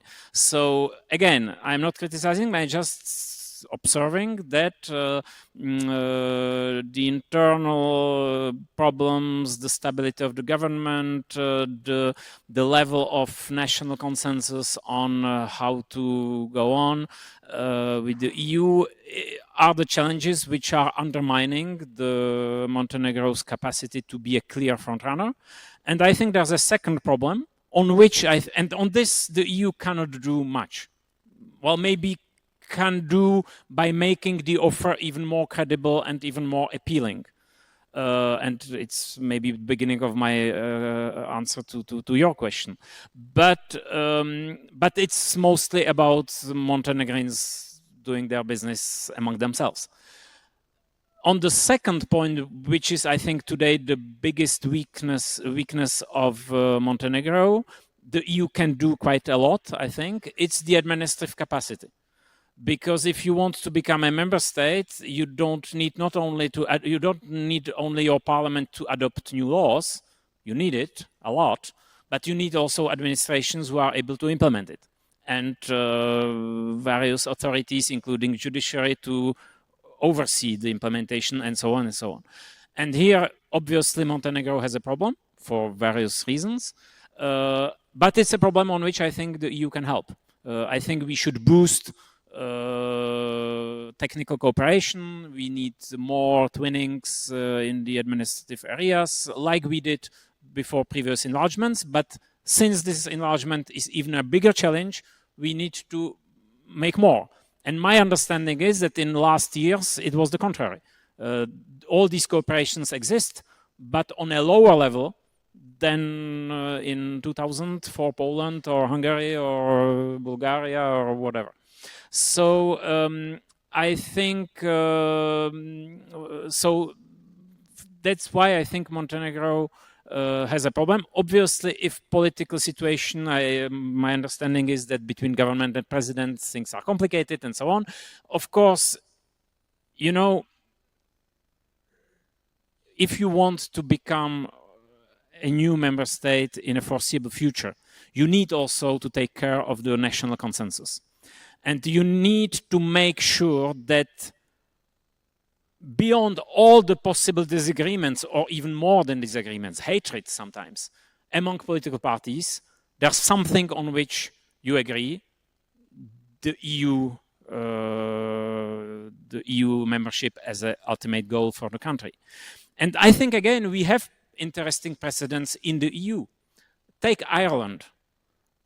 I am not an expert. I think I am even less an expert of Irish politics than of Montenegrin. But knowing a little bit history of Ireland, I think that the level of, let's say, tension between some political parties in Ireland is quite high for historical reasons. But on the EU, on acceding to the EU and on exploiting positively the EU membership, Ireland was always a good example of a very strong and efficient consensus. we have a big difficulty in Western Balkans with this, and maybe tomorrow in Ukraine as well, for instance, because I think, well, now with the war, of course, there's kind of national unity, but I think potential for division in Ukrainian politics and Ukrainian society is very high as well. And if the political elites have not enough responsibility to keep the EU objective outside of all these conflicts, rivalries, or even hatreds, then of course the process is very difficult, because of course for the EU it's an obvious risk to open itself to a member where the question of membership is part of the everyday political debate. Because if at every change of government there's a risk of a non-constructive member who will ask for leaving, nobody wants this. So I think Montenegro has a big issue on that. Not the biggest in the region. I think in other regions the internal tensions in politics are even worse, I think. And by the way, they have other advantages, because in terms of preparedness, they are more or less the highest in the region. Well, it depends on criteria. In terms of rule of law and all these things, which are the biggest problem from some other candidates, Montenegro is doing quite well. So, and hopefully no bilateral issues, unlike Albania or North Macedonia. I say hopefully because you never know what can pop up, but so far so good. So, well, that would be my comment on Montenegro, but again, I cannot go deeper to what's going on in Montenegrin politics, and if there are experts or people from Montenegro, sorry if I am oversimplifying. Now the next question was on external, well, in the room there's an expert on external influences in the Balkans, Benjamin, my colleague from Grande Europe Centre. I think most of them already met him because he has a double hat as a responsible for the academy as well, so he's one of the organizers of this event. But he made an excellent paper on external influences in the Balkans, and if you are interested in these issues, take advantage of a coffee break to talk to him on this. Now, I think your question shows exactly the kind of dilemma, or maybe precisely not a real dilemma for the EU. There is no such a thing like a void in politics. So if the EU influence is absent or discredited or disliked, other influences will necessarily come. And the probability that these influences will be at best rival and at worst hostile to the EU is very high. It's actually certain. So it's up to you. It's up to us. If we think that it's better to have this area out of the EU because we fear that they will import problems to our union, okay. But don't forget that these countries will not disappear. They will not become European without being members and without having a clear perspective of becoming members. So they will become something else.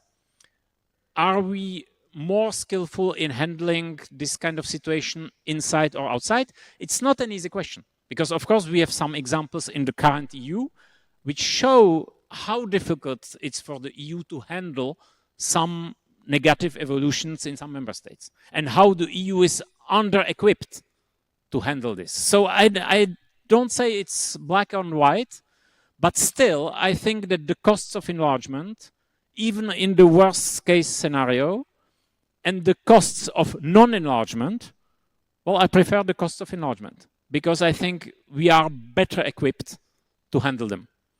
We have more experience, and it's more in our hands. We control the situation. We, meaning all the EU and other member states. If it's a neighbor who is a paradise for influences of China, Russia, and so on, I think it's exposing us more. But again, it's an open debate, and I think it's a real debate we need to have. And I very much regret that in public debate in Europe, a serious debate on the cost of an enlargement is more or less absent. And from that point of view, the campaign for last EU elections was very sad, because the enlargement was absolutely not an issue. Well, we'll see. I think next European elections, if we stick to the agenda 2030, there's a good chance that the 2029 elections will be very much about enlargement. I just hope that it will be about a serious and well-informed debate on enlargement, not about fantasies and irrational fears.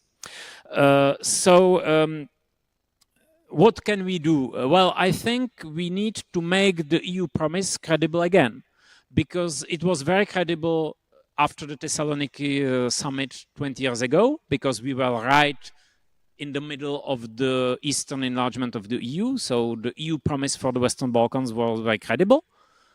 Well, let's be nuanced, let's be fair. It worked at least for one country. Croatia could join. Don't forget it, because very much I very often hear nothing was done. It's not exactly true. We integrated Croatia, it's not nothing. But I understand that for the other 6 countries, it's very frustrating. And clearly, we accepted the situation where they were stuck in kind of limbo state, which was detrimental for them, but also detrimental, I think, for the EU. With what happened in 2022, well, we rediscovered the deep logic of enlargement, which is about our security, which is about our influence, which is also about our credibility. Because, you know, it's nice to speak about EU as a respected and influential international actor. But if we are not able to handle what's going on in the region which is right behind the door, how credible are we speaking about Middle East, or about transatlantic relations, or about relations with China?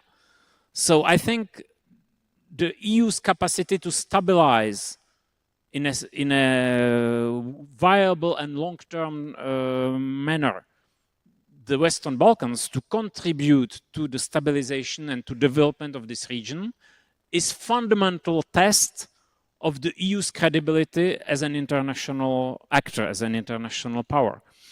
So all these things put together, in my opinion, lead me to think that we need to reinvent because now the general mood, maybe people from Western Balkans who are in the room will disagree, and please tell us if you don't agree with my analysis, but I think that we are facing very skeptical public opinion.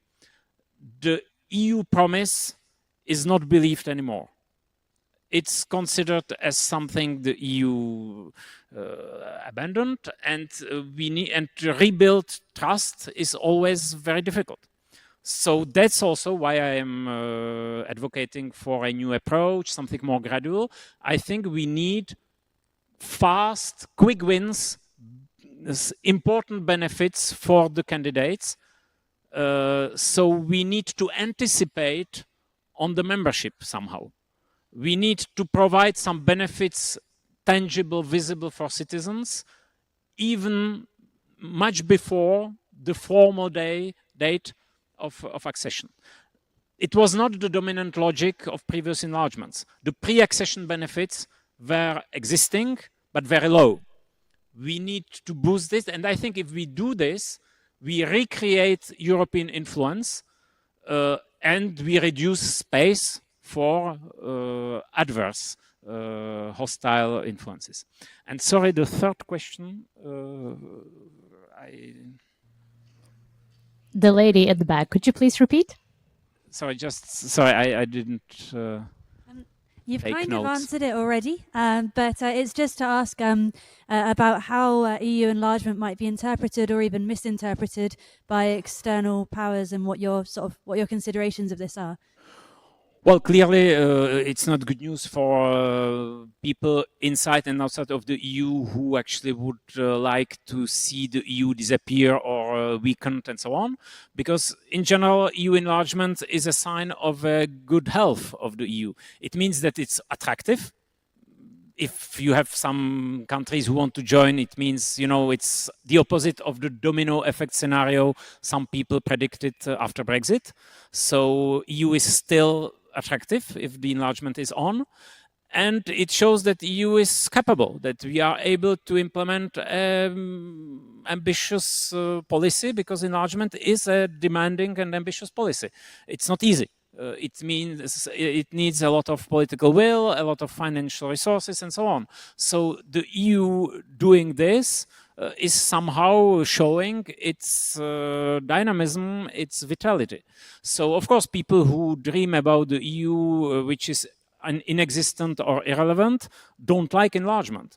Well, of course, you can have the idea of enlargement as a delusion, the old British view of enlargement. Like, it was always a paradox that the biggest supporters of the EU enlargement in the past were British government and the European Commission, for totally opposite reasons. I think history gave reason to the European Commission. Enlargement is a driver for EU integration. And the scenario for which British were for the enlargement, like it will dilute the project and it will stop deepening it, it didn't happen. Maybe it slowed down something, but basically the scenario of EU becoming diluted, weakened, and just a single market and nothing else, it didn't happen. And certainly not because of enlargements. So clearly, and we should be we shouldn't be naive about it. There will be external influences who will try to block this, and they will have nice opportunities. If we have accession referenda, which is very likely, because I think it's normal to have a referendum before accession. I think it's useful. It's democratically important. Of course, I can be quite afraid of the campaigns we will have in some candidate countries before the accession referenda. So, but I think it's not a reason for the EU to stop. On the contrary, because if we show weakness, we encourage I think the story with Vladimir Putin is very clear. Our weakness is an invitation for aggression. I think, well, maybe I'm oversimplifying, but self-confident and strong EU is the only and the best answer to, let's say, adverse influences exercising in our neighborhood. Thank you so much. Unfortunately, we already ran out of time, so please give a round of applause to our speaker today.